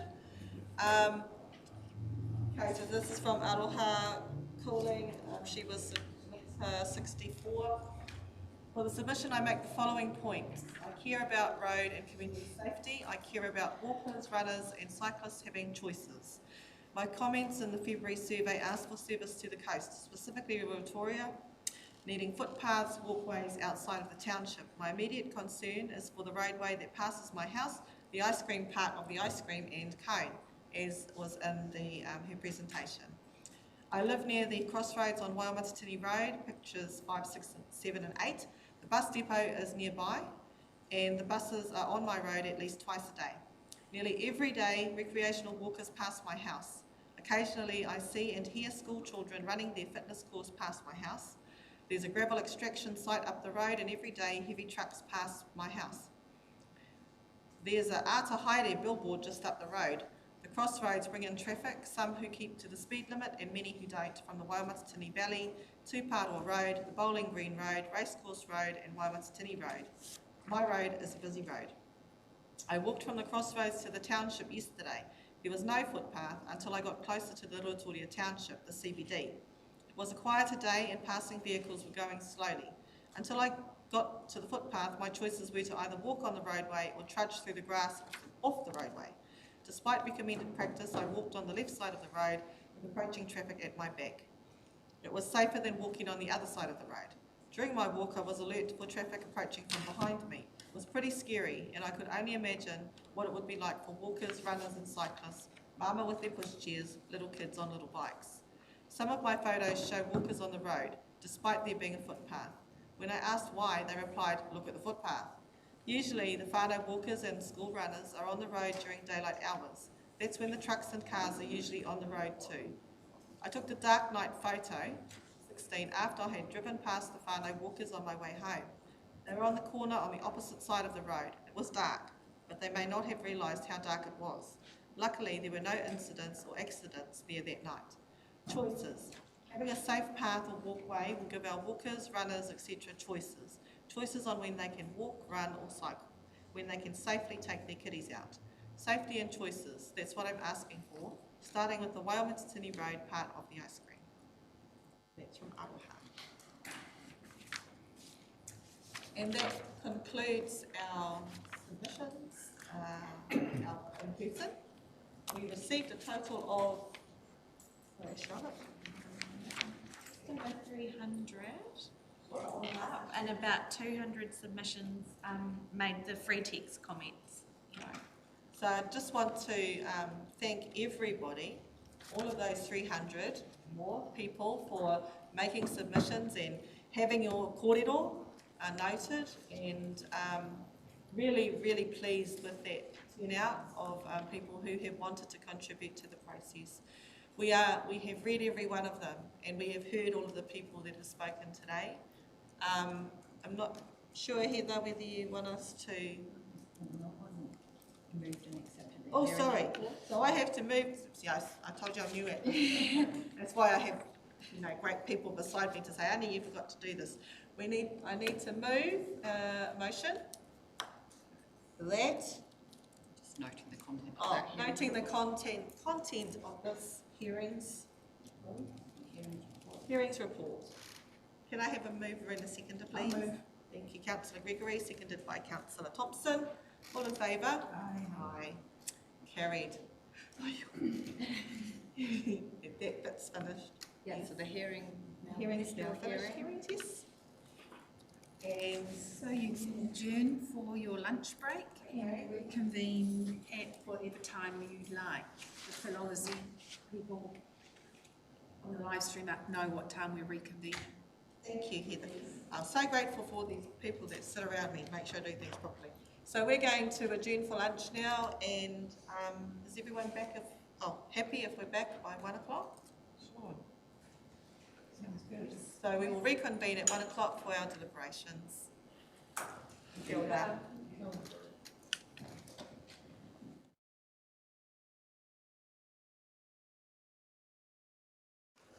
Let's go. Tēnā tātou, and we are reconvening our Regional Transport Committee hui. We've just completed our hearing from our submitters, and receiving our submissions this morning, and just again want to thank the over 300 people who took the time to provide written submissions to us for consideration as we deliberate over the RTLP, or the Regional Transport Plan. So now is our deliberations, and we have a discussion over what was said today, but also I think for our committee, if we go to page 5 of our paper, and Charlotte very kindly has put together a list of recommendations for us to go through just to keep us on track, and then we'll have these other things that we might wish to change based on conversations with Peter this morning. We'll add to that. We'll bring that in at the end. So, the Regional Transport Wakawhenua Moana Rangiarohe Committee. 1, provides direction on which of the following changes to progress or present options on as part of the final documents to present it to the committee at the May meeting. A, include the updated draft GPS strategic priorities. Do we have a time frame on when we're expecting to receive those? We have the draft GPS out at the moment. It's closed off for consultation on the 2nd of April, so we're all currently working from the draft until that's finalised by Ministry for Transport and Minister of Transport. Expect there to be much change? It's probably not wise for me to comment. Okay. Probably hard to happen. All right, so we agree that we include the updated draft GPS strategic priorities? Yeah, I think they've got it pretty bright with their priorities, with value for money, etc. So, yep. Yeah, we're just going to go through each of these recommendations one by one and make sure we're comfortable with them. So B, remove any references to Road to Zero. Would support that. Safety is still a priority for the government, as indicated through the GPS, the pathway or the interventions they're choosing to use to achieve better road safety outcomes. It's just different. Okay. So yeah, that's a good recommendation. Okay, thank you. Are we all in favour of that one? Yeah. Okay, and That's a bit of a strange one. You've still got that focus on the safety aspects of Road to Zero. Just call it something different. What's the change though? So if you have the opportunity to review GPS, it probably makes that a little bit clearer. Yeah. So the end goal, nobody wants any more, they want less people to die or be seriously injured, but the different levers that you can pull, let's say, to achieve that outcome in the current GPS are quite different. And also the Road to Zero was a strategy that was previously adopted by the previous government, which the Minister has said this government doesn't support that strategy. So Road to Zero has been removed. Yes, it's not to say we're removing that road, so it's just that specific reference to that specific strategy. Road to one. okay, so C, minor changes to reflect the operating context for resilience and recovery work programs. We're happy to accept that? May I ask through you, Chair, what do you mean by minor changes? So some of the submitters, I guess it wasn't very clear in some of the narrative of the document that it included the trek mahi, etc. Yes. So being a little bit more explicit about what that strategic resilience business case is referring to. Yeah, that was the idea. Thank you. And that one? Are we happy with that? D, additional narrative to reflect the economic benefits of investment in our networks, including roads, active travel and public transport.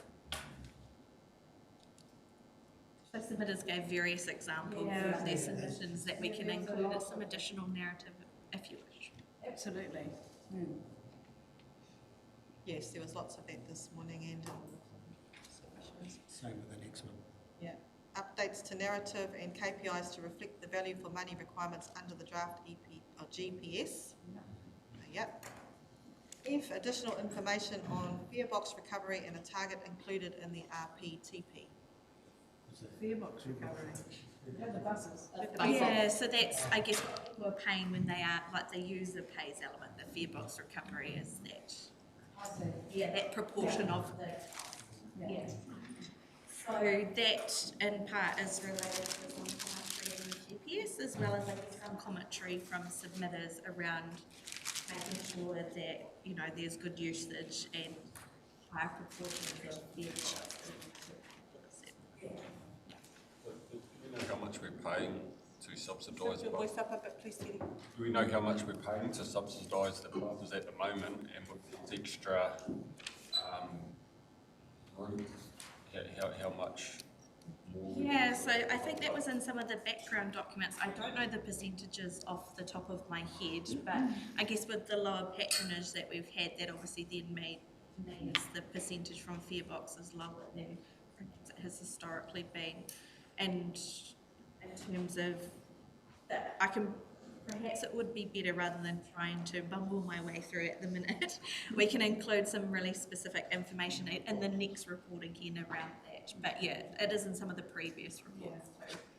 Sorry, I have not memorised the percentages. Oh, terrible, Charlotte. Okay, so that's okay? F, yep. Do review KPIs and targets to ensure not inconsistent with the draft GPS? Yeah, I suppose. Has there been inconsistencies identified? We haven't noted anything major. It would more just be through some minor tweaks maybe to wording, just to make sure that we're as aligned as we can be. GPS has been quite strong in some of the statements, and so just a lot, and I think have even almost indicated some specific targets as well to some degree. So just checking that ours are consistent. So because our requirement is to be consistent with the GPS, that doesn't mean our LTP needs to be a replica of the It's just we can't be inconsistent.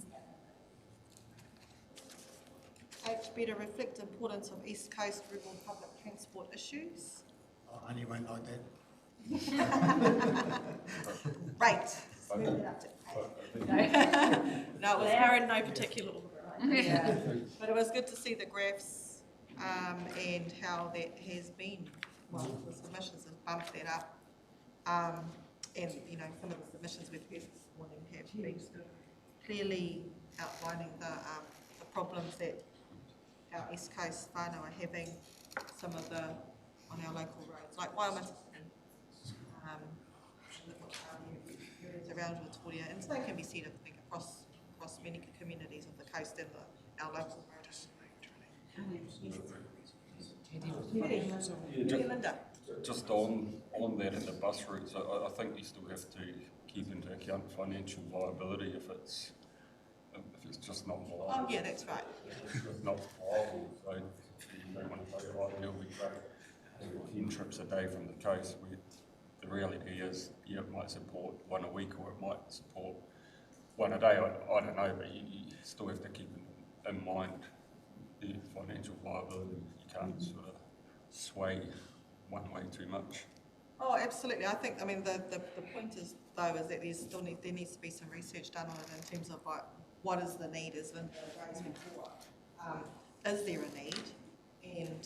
But we won't know that unless we ask people about it. And whether that goes from Uawa, there might be more patronage from Uawa to here, or there might be more from Pōtaka to here. We don't know because the question hasn't been asked yet. There hasn't been but hopefully that might also come out in the 3-year planning. People take the opportunity to talk about these things right in place at all different times. So it's just gathering that data. Through you, Chair, I'll just add to that. The GPS's signal that public transport is still a priority for this government, although I would note that funding under that activity class is quite constrained. So being really clear about levels of service, doing the homework on patronage, and also as well looking at not only just the viability in terms of value for money, but as well the GPS in this government has been quite clear in encouraging us all to look at other ways of funding, hence some of my questions around commercial opportunities or sector-based opportunities. So that would just be something that I think, noting the interest from your community on more travel choices, especially for those in rural communities, being open to all the different ways that we might be able to consider funding them. Next one, provide additional information on the proposals for public transport service improvement options within Gisborne City. Sure, Linda. Additional information, is there, I'm just interested in what information's not out there already or that we should be aware of? And I think that was based on some feedback from submitters that it wasn't as clear as it could be. So yeah, just reworking that section a little bit to try and make it a bit clearer. Yeah, and add some, rather than adding things that you haven't heard before. Yeah, perfect. So I recall Councillor Ria raising in our council meetings around the lack of service to Logan for some of the areas around Kaiti, I guess, but also we have these new subdivisions and things popping that are growing as part of our planning to make sure that public transport is also considered, and how are we getting, what transport options do families have to get their kids to get around the city as we grow. Summarise additional information on footpaths from the activity management plan to support the case for investment. Yes, so a lot of submitters wrote in about footpaths, as you will have seen. We haven't got a lot of information about, I guess, what our current budget and ability is to respond to the very large footpath network that we have across the region. So we can add in some additional information from the activity management plan to better explain that story. And then in terms of increasing investment, it's up to you guys whether you wish to propose that forward, but just noting that that would need to align with anything that you put through the 3-year plan as well. And it's also obviously not a guarantee that we would get additional money from the NLTP either. But you could. I was wondering, what is the activity management plan? I was trying to remember. No, sorry, you haven't seen that through this process. So as part of the 3-year plan, which is normally a long-term plan process, each of typically the infrastructure services and activities, they prepare an activity management plan which is very based around asset management, etc. So there is a transport one which goes into quite a lot of data and detail around state of the asset, what we have to manage, things like that, potential costs, etc. Right. Yes, Andy, did you have something to say? No, we're just sitting here thinking, because we're doing 3-year plans. Are they 3 or are they 10 still? RLTP. The RLTP has a 10-year horizon, but it's a 3-year plan. That's aligned. Well, they all need to align. The years are aligned, but the timing isn't. So just to clarify, just to clarify, as part of the RLTP kind of background information and evidence, the transport activity asset management plan goes to NZTA as well. It also has a 10-year time frame. The SHIP, the current draft SHIP has a 6-year time frame, and the funding in terms of what will be definitely decided on has a 3-year time frame. So there's a lot of different time frames happening within the one time frame. They all start at the same point, though, technically. But yeah, there's different planning horizon. You did say SHIP, didn't you? Yes. Yes, I did, sorry. State Highway Investment Program. State Highway Improvement. Sorry, a lot of acronyms. Yeah, try and refrain. Okay, yeah, because footpaths were a big kaupapa coming through many of the submissions. Would you like some options to look at in terms of status quo versus what more might need? Yeah, and I mean, even prioritising some of the routes, as was mentioned by Nona and a few others this morning, in terms of making accessible, what are the routes that they would travel more frequently, and make those and prioritise those routes to make it easier.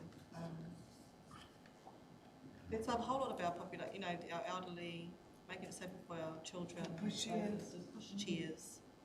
And then if we want to have active modal change, but we've got rubbish for them to go on, it's real hard. It's a deterrent. You just don't. You just don't go. You just don't do it. So yeah. And we've got that school. Mark Harris with all his requests. A lot of what they were talking about were all very, easily. Well, they all talking the same language about the same things. And similarly with Aroha up and Ruaturi, the same thing.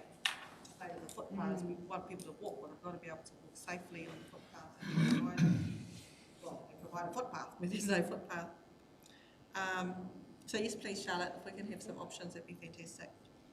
K, include anonymous testimony from some respondents to bring the challenges vulnerable road users face to life. So that's an option you could include in the document if you wish to. We can pull some quotes from some of the various submitters if you wish, and have them in there anonymously to try and better articulate some of the challenges that these users have. I think it's always good to hear the community's voice coming in there. Yes, Linda? On that one, on a related note, it was one of the areas that I was pondering on our access to information, and it's more demographic information, just to help us in our decision making around the ageing population and where they're based, also disabled communities and visual and hearing impaired. And then if we could have a look at, so that helps us to understand the scale and size of the challenge that we're facing. It might help us then prioritise how we approach it in different parts of the community. I thought as well it might be useful as part of the process to understand the accessibility requirements. So what are those routes that we're looking at, or where are we going to and from, and how does that coincide with some of the other safety interventions that were being requested around safer pedestrian crossings and things, so that we can just get a bit of sort of ground truthing and begin to map that out, prioritise investment and planning from there. I don't know how easy all of that is to get. We can easily map facilities like schools, childhood centres, retirement homes, supermarkets, all those key locations. We do have some demographic data and projections as well that we can bring back. In terms of knowing where the disabled community are living, that might be harder. Yeah. But the ageing population, that's an easy demographic to pull out. So in Gisborne and Tairāwhiti, we have definitely an ageing population, like many people do, but also a very young population. That was my thought. Yeah. I think about Dun Lane and Wiramu House, which are the residential homes on the Kaiti area, because the independence, as long as our Pakekia o kaumātua can retain their independence, the lowest possible part of that is being able to get from A to B. If they can't get from A to B, then they start, deteriorate. It's connections from people, but also your own independence to be able to get to where you need to go when you want to go there. Donna raised some really important points around, if you can't physically lift their walkers over the humps in the footpath, it's dangerous. It would be helpful to know, again, what are the routes that they would normally take, or they're trying to take currently to get to where they need to go out of the residential homes. Sometimes that pure number approach hasn't been favourable to us because of our population basis. When the numbers go down to Wellington, and they might be used to seeing numbers from Hamilton or numbers from Napier, and the numbers just look that much bigger. So there needs to be some sort of balance when you're presenting those numbers to see its impact on us, rather than just a pure, they've got 27 disabled people on this route. So it works with our roads as well, because you're East Coast roading, a lot of the funding that has been coming through in the past has been justified by numbers of users, and that numbers of users is never going to work for us because we're so low in population. But the requirement is to get the stuff done. But when it goes to Wellington, it gets reprioritised on a number basis. So we just have to be a bit careful on how we use the numbers. I think as well that's something that you would have put through in your submission to the draft GPS. So our investment prioritisation work is required to give effect to the government policy statement, which is written by Ministry for Transport and set by the Minister. So we are legally required to give effect to that. So our prioritisation method, to your point, will ensure that we achieve the outcomes that have been set. So you're quite right, depending on what those outcomes are, if you're looking at it purely on you use the term numbers basis, that could be the outcome. But your point of influence in there is not necessarily our office in Wellington. It's when that statement is, fixed up, that's the best place to influence how we're required to make decisions. We have a little bit of wiggle room in there that once we get the GPS and all of those different buckets of funding that we can fund from, and we get a minimum and maximum we can spend for each of those areas, we get a bit of decision making, but how we prioritise the use of that must achieve the outcomes that have been set for us. So that's where things like the next point on L is really important. So that's storytelling and the narrative of the reasons for investment. That is really critical, and the additional information around economic benefits, all of that helps us make a good case for you. It's a challenge. Yeah, point on numbers too.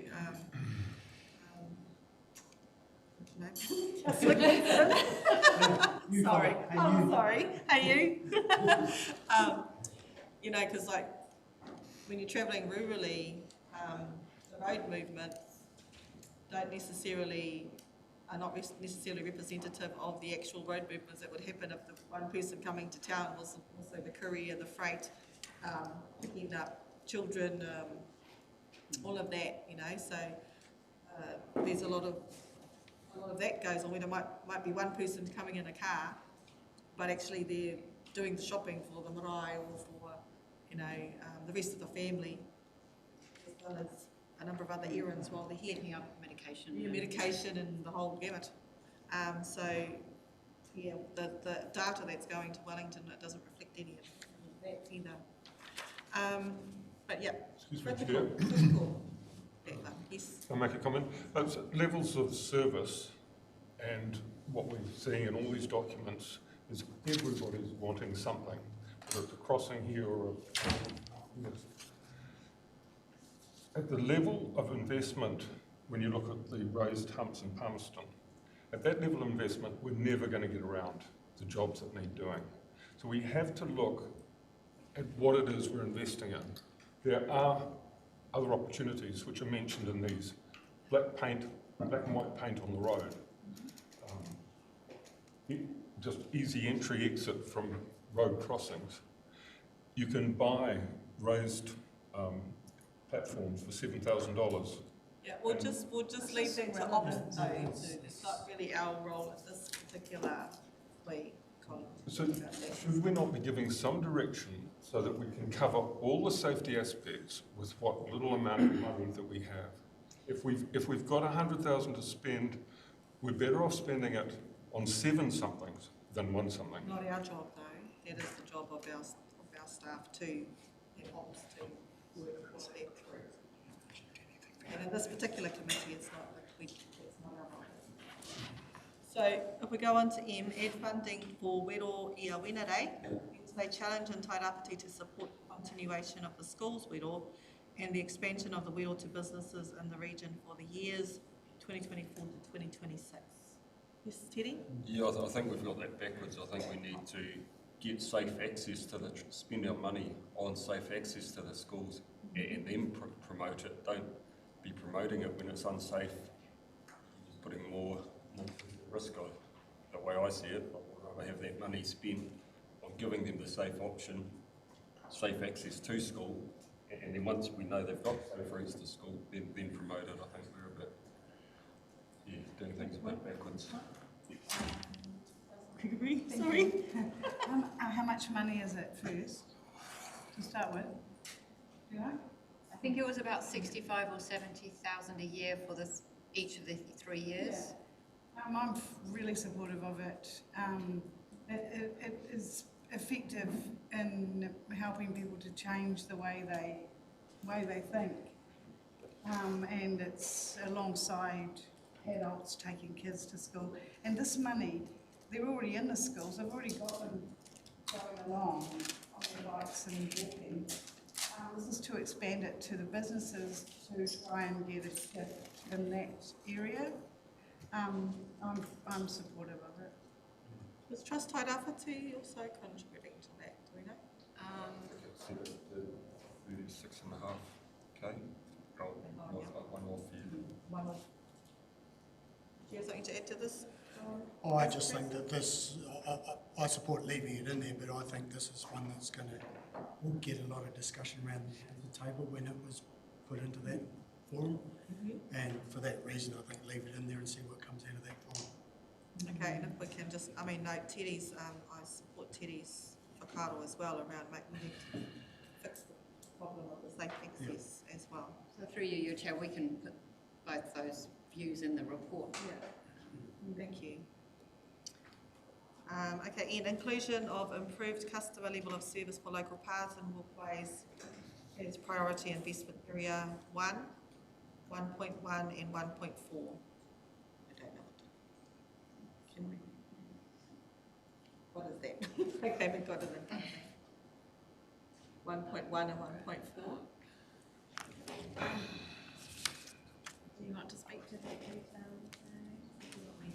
priority investment area 1.1 and 1.4. Somebody explain what that is, because I don't have the plan in The front. right place. Yeah, so that's, No, policies. yeah. So at the moment, around the local paths and walkways, it's primarily covered under, around to do with maintenance, 1.1 and 1.4, sorry, I don't know them off by heart, I'll try and pull it up. Improve customer level of service for local paths, walkways, roads and bridges is 1.1, and 1.4 is plan and deliver resilient, community active and shared transport networks. That's connected to the, what number was it, sorry? J under the recommendations, so connected to J.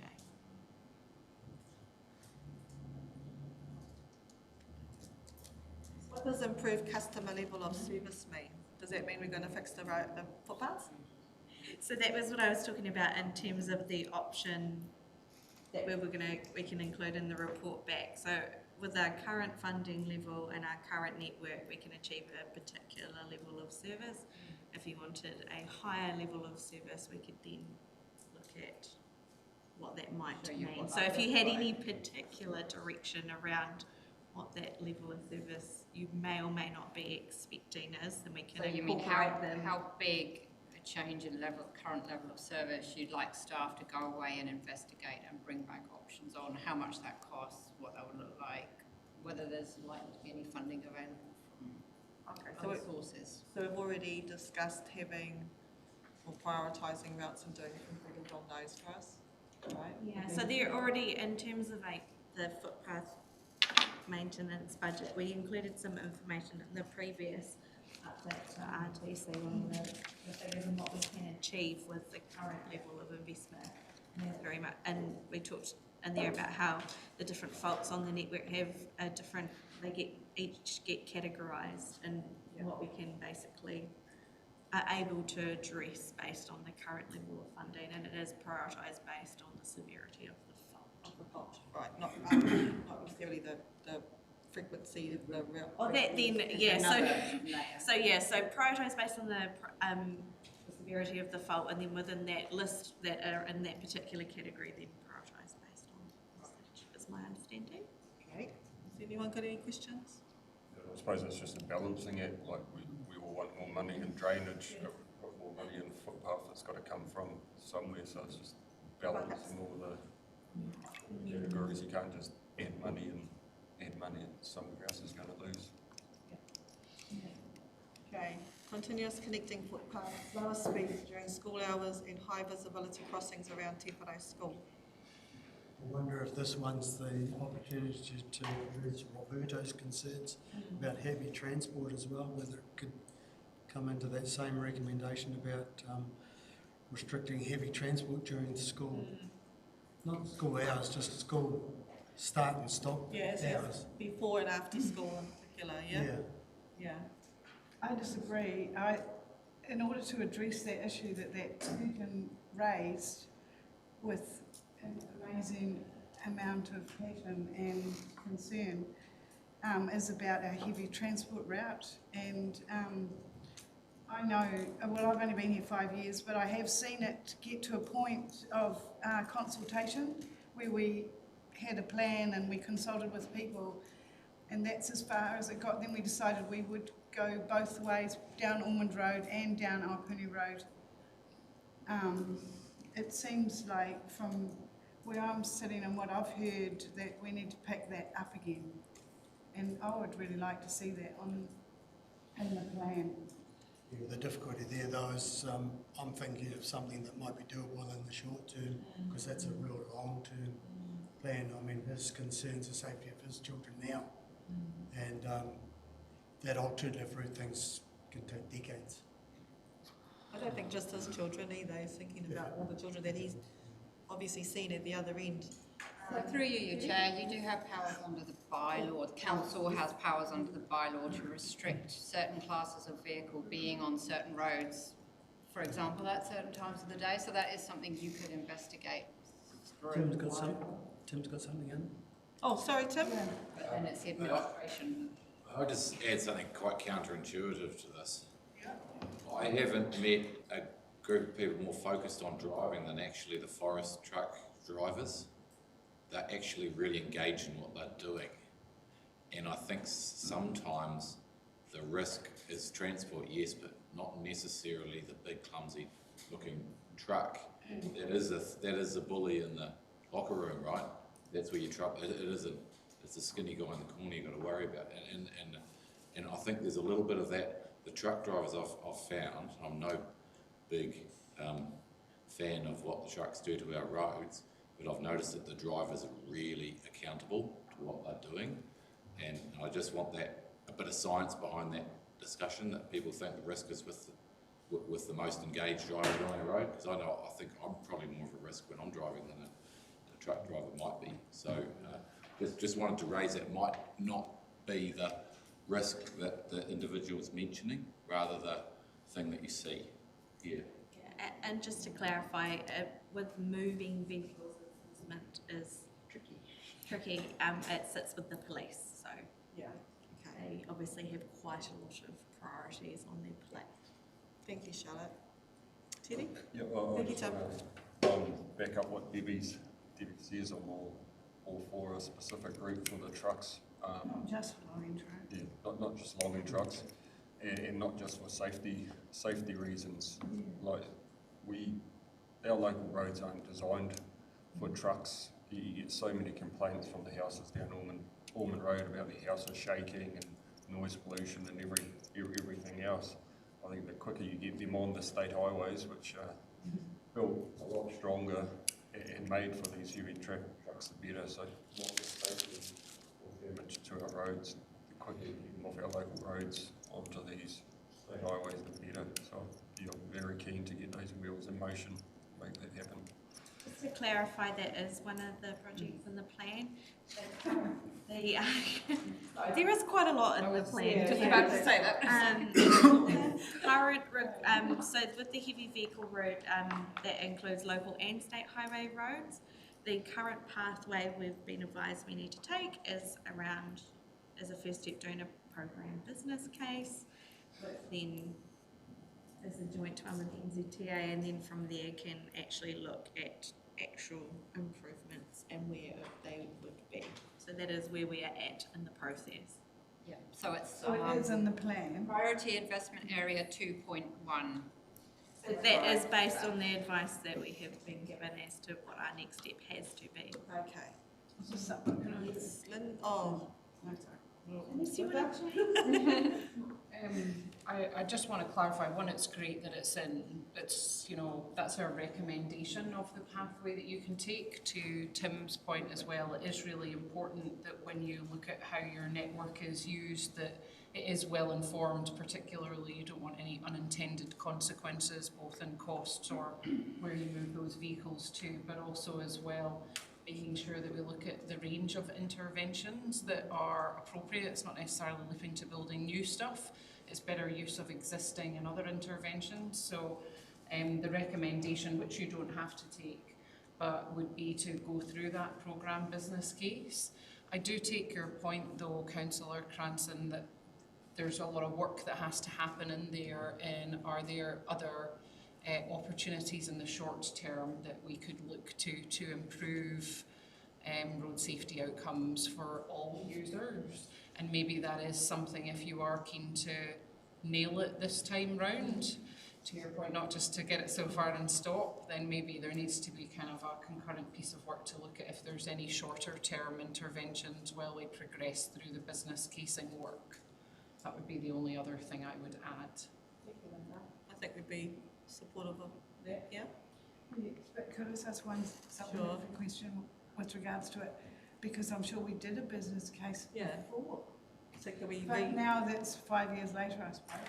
No, so we have done a network operating framework, and then we've done a particular strategic piece following on from that based on heavy vehicle routes. It did not use the program business case methodology. So it's not that that previous work isn't lost, that gets brought into this process to tick the bits that are missing from the previous pieces of work. Thank you.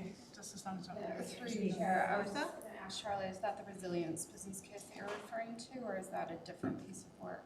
No, that's specifically just on the heavy vehicles. On the heavy vehicles, okay. Because there have been discussions with our officers at the level of understanding network priorities, and that does bring in freight and understanding where your walking, cycling, freight movements are. That's usually what a NOF does, a network operating framework, and so these are all kind of grouped together in what Charlotte's talking about. While we're talking about heavy traffic and heavy traffic routes, I don't want to lose the submission given to us this morning from our whānau Waimatatini, Karakia, talking about the forestry trucks now heading up that way, kainanga all around there, just in terms of somewhere we need to capture that concern that they've had around the heavy traffic, what that means on the gravel road and one way safety and issues like that. Yeah. Okay, so you got those notes. P, escalate the priority order of the work category and activity for footpath renewals and investment in pedestrian and cycle links to continue improvements to the active travel network across Gisborne City. That was a lot to say in one breath. Yes. Escalate the priority order of the work category and activity for footpath renewals and investment in pedestrian and cycle links to continue improvements to the active travel network across Gisborne City. It's a yes from Councillor Gregory. So what do you mean by escalate the priority order? Bring it up. Over what? Footpath renewal. So all of those particular ones sit in a,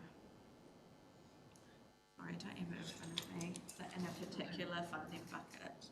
So we can change the order around of that. What are we escalating? And that would be the Tarahiru, yeah, Tarahiru River, so it'd be all the different walking and cycling projects that you've got in the plan.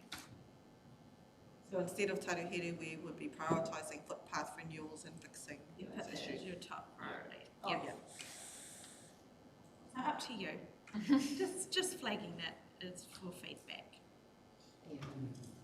Or we can present options. You don't know. You're not making a decision now. Okay. You're. We can present different options if you wish.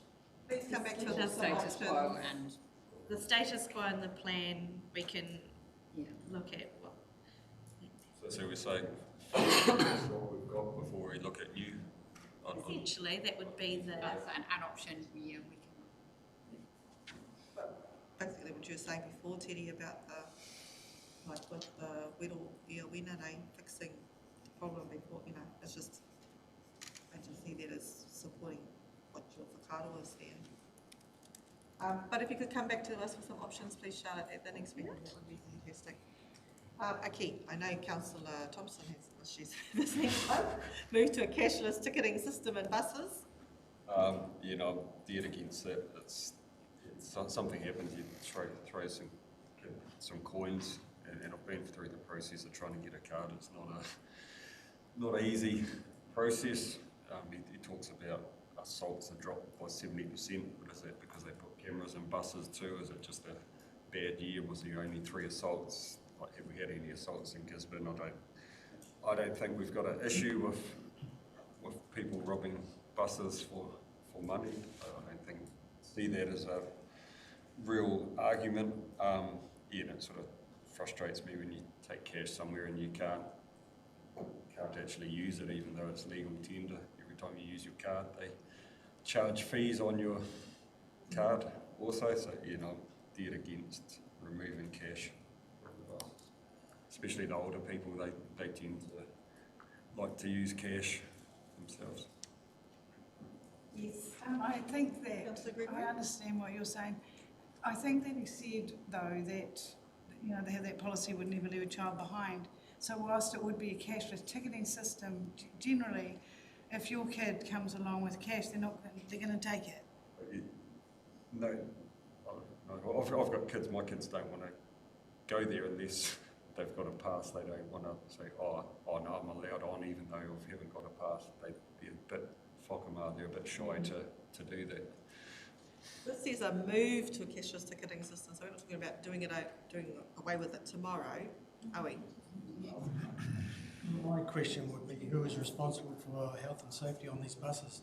If it's the guy that was sitting down there presenting to us, then he's identified that there's a health and safety risk, and if it's his responsibility for health and safety, then we need to support him.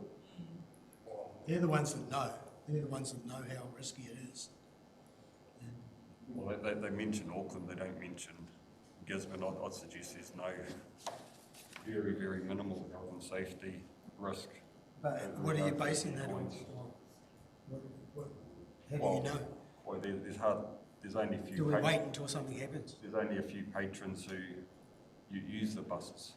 Like there's not a huge amount of money that goes through the buses.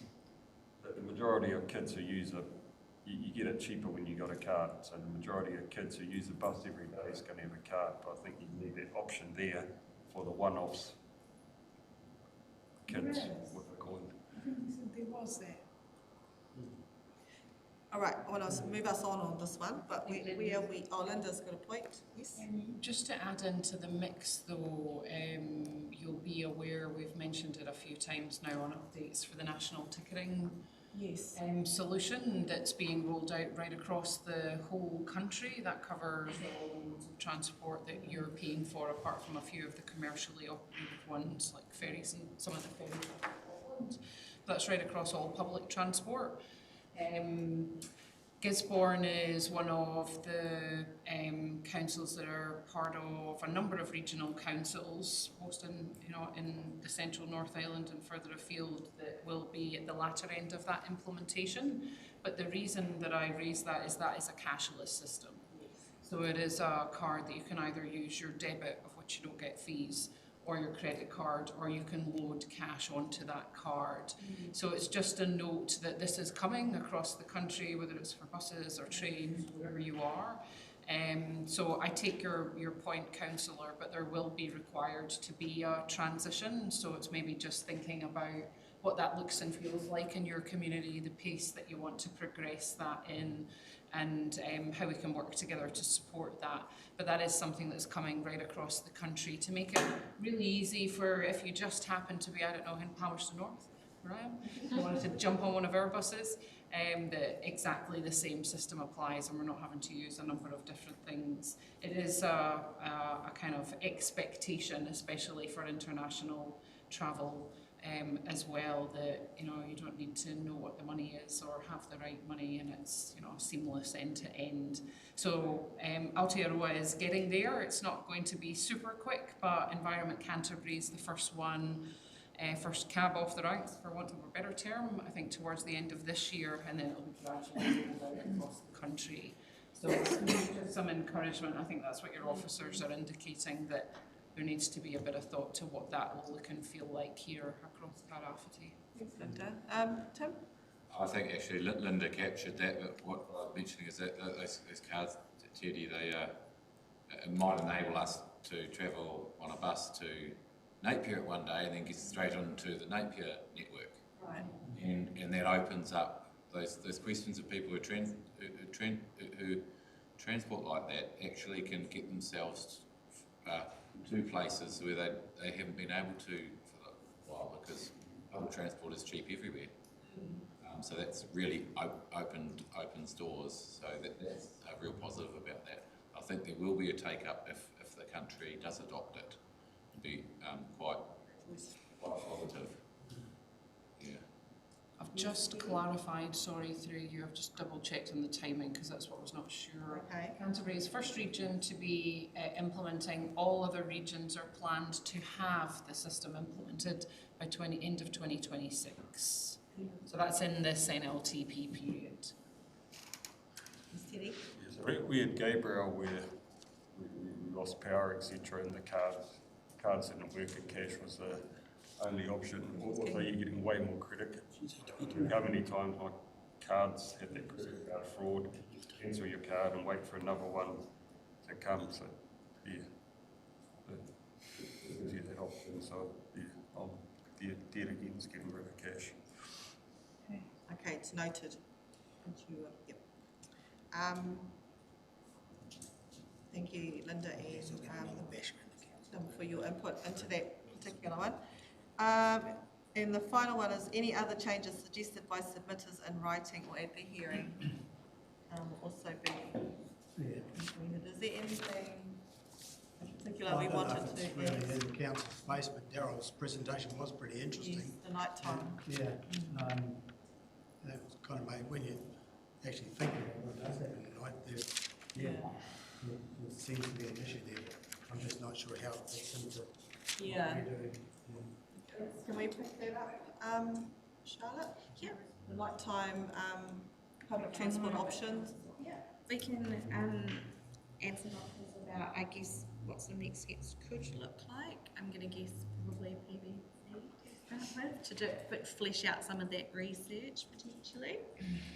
Chair, I mean, I'd probably encourage not even maybe overthinking it is whether it's part of your regional public transport plan, but certainly like we discussed earlier, I think we're all being encouraged to look at innovative ways to test out and actually come with solutions for some of these more choice options. So it's definitely one to have a bit of a discussion with us around how that might be approached, but I think probably a great place to understand is what's the actual need of this, where does it centre, and who are the partners that could be involved to help come to the table with solutions, because it's not always the council or NZTA to solve. We might be a really critical part of enabling or kick-starting.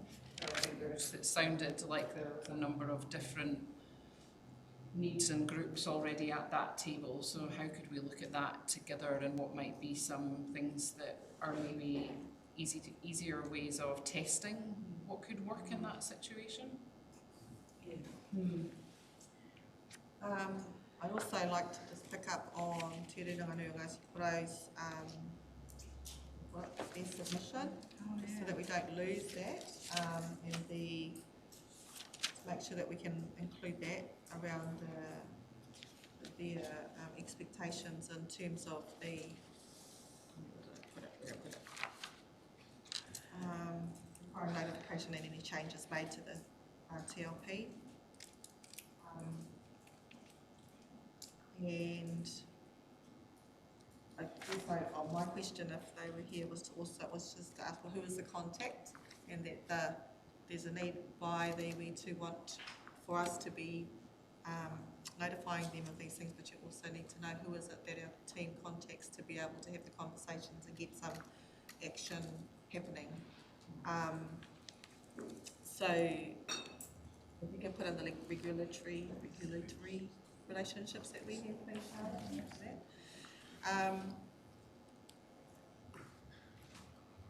and they mentioned in there the Ngāti Porau, Ngā Hapu o Ngā Rohe Moana o Ngāti Porau Trust deed, and our council had a workshop with them at the end of our last workshop, so we're now a bit more informed as to where that sits in regards to our relationship and obligations.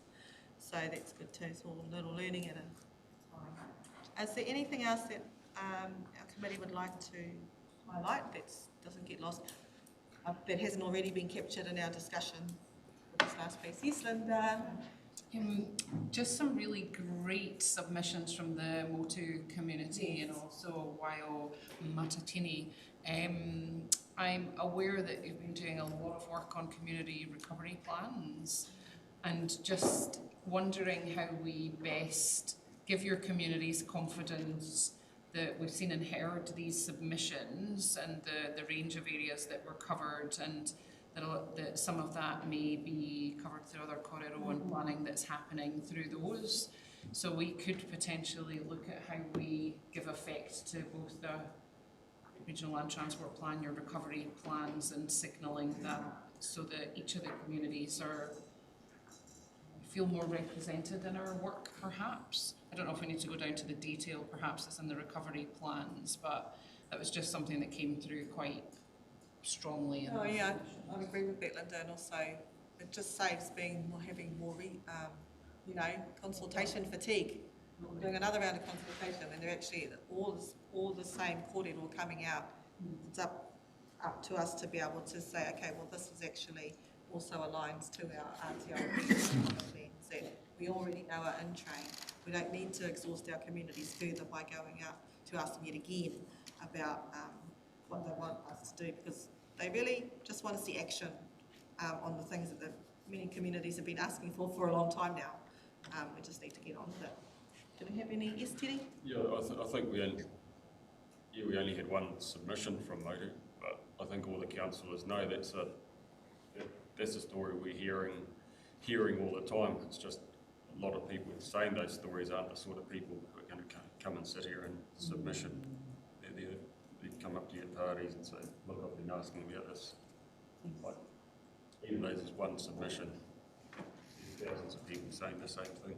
Absolutely, and I mean, right back from when we did the prior to Cyclone Gabrielle, we went around all the communities then, that was this Same thing. Same corridor was happening then. And we just want to acknowledge that those issues are still the same. We just need to get stuff happening. Is there anything else to add? I'm getting excited because it's my hand. Do you have anything else to add? I think that was a great summary, those points 1 to A to R. R. That's all we could get to Z. So, yeah, I have to move things. Yes. Okie dokie. So, really good response to the submissions, those recommendations. Thank you. Thank you for your feedback. I appreciate it, Charlotte, very, very much, and how you've managed to help us to get through this. So we are moving the recommendations as the Regional Transport Committee, 1A to R, with the alterations that we've made in our discussions. Can I have a... I'll move it. Thank you. Councillor Gregory. Seconder? I will. Can I second it? Yes, you can second it. Okay, I'll second it. All in favour? Aye. Carried. Is that everything? Oh, no. That's everything for that paper. What page are we on? We're on page 41. Page 41. It's the report on the motive plan and draft active travel strategy. Some of the points will be, I guess, similar to the direction you've provided under the previous discussion. We have repeated the relevant ones here for these two specific plans. And then if there is any other points from the additional you wanted to include in here. So the recommendation just looks a little bit slightly different, you'll note, because from this process we'll add in all the either the options or the changes to then present back to council rather than going back to RTC on the 23rd of May like the RLTP and RPTP will be. Different pathways. Different pathways. We've come together and then we'll... Yeah. Hopefully that... Major party. Clear? Clear as mud, but so page 42, recommendation is that the Regional Transport Committee recommends that council adopts the draft mode shift plan and draft sort of travel strategy with any changes supported or proposed by the Regional Transport Committee. And that's A. How do we feel about A? Yes. That's including what we've discussed today, right? Yeah. Okay. And B provides directions on whether to make changes to 1, include proposed locations for pedestrian crossings and active travel strategy maps. 2, include anonymised testimony from vulnerable users in the active travel strategy. 3, move current and programmed active travel infrastructure from townships from the active travel strategy to an updatable appendix. What does that mean?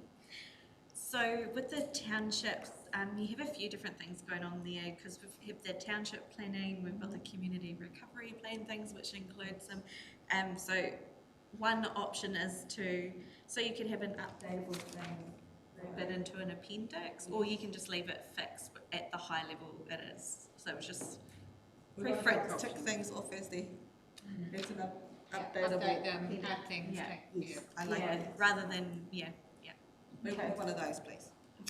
And 4, update the active travel strategy maps to reflect the infrastructure necessary to support safe active movement to and from Te Whare School. Are we talking about Te Whare School in particular, or? Well, we hold these based on the submissions we've received. If you wish for that to be broader, We want people. let's go. And I guess just a note for I under B, that's a level of detail that's not currently, that's quite a granular level of detail. But just wanted to double check whether or not you wish to see that, given the number of submissions we received around specific crossings. Oh, I think it's important if we can reflect the voices of our people who have taken the time to submit back in the report so they can see their voices have actually been heard. That would be great. It wouldn't be going to like, it'll be at this corner. It would just kind of be that high level, increased crossings in this corridor. Just to clarify, read the map. So if we adopt this mode shift plan, are we committing any money when it sounds like the new government policy hasn't got money there for this sort of thing? Are we? No, so the plan is over 30 years from memory. In terms of, I guess, the actual budgets and the actual projects, etc., they obviously sit in the RLTP and the 3-year plan in terms of what will and won't be progressed in the next 3 years. So when we relook at it again for the 2027 long-term plan, what we do is we look at the variety of different strategic direction we have across council to pull together, I guess, what could be the focus for the next one. And at that point, you would then discuss what you wanted your priorities to be to go forward for the funding for that, the 27 to 2030. Oh goodness. Okay, does that make sense? So I guess when you adopt a policy or a strategy, that doesn't commit you to expenditure unless we explicitly tell you otherwise. So we're not adopting it here today. No, we're just telling, we're just recommending. So we can make it a priority, but even though it's a priority, if the funding's not there, the funding's not there. That's right.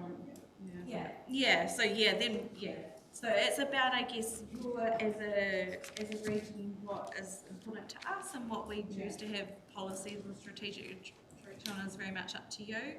I guess in terms of being able to implement it and how we can then fund it, that's where some of those other things come in, and maybe obviously the current government sets some signals.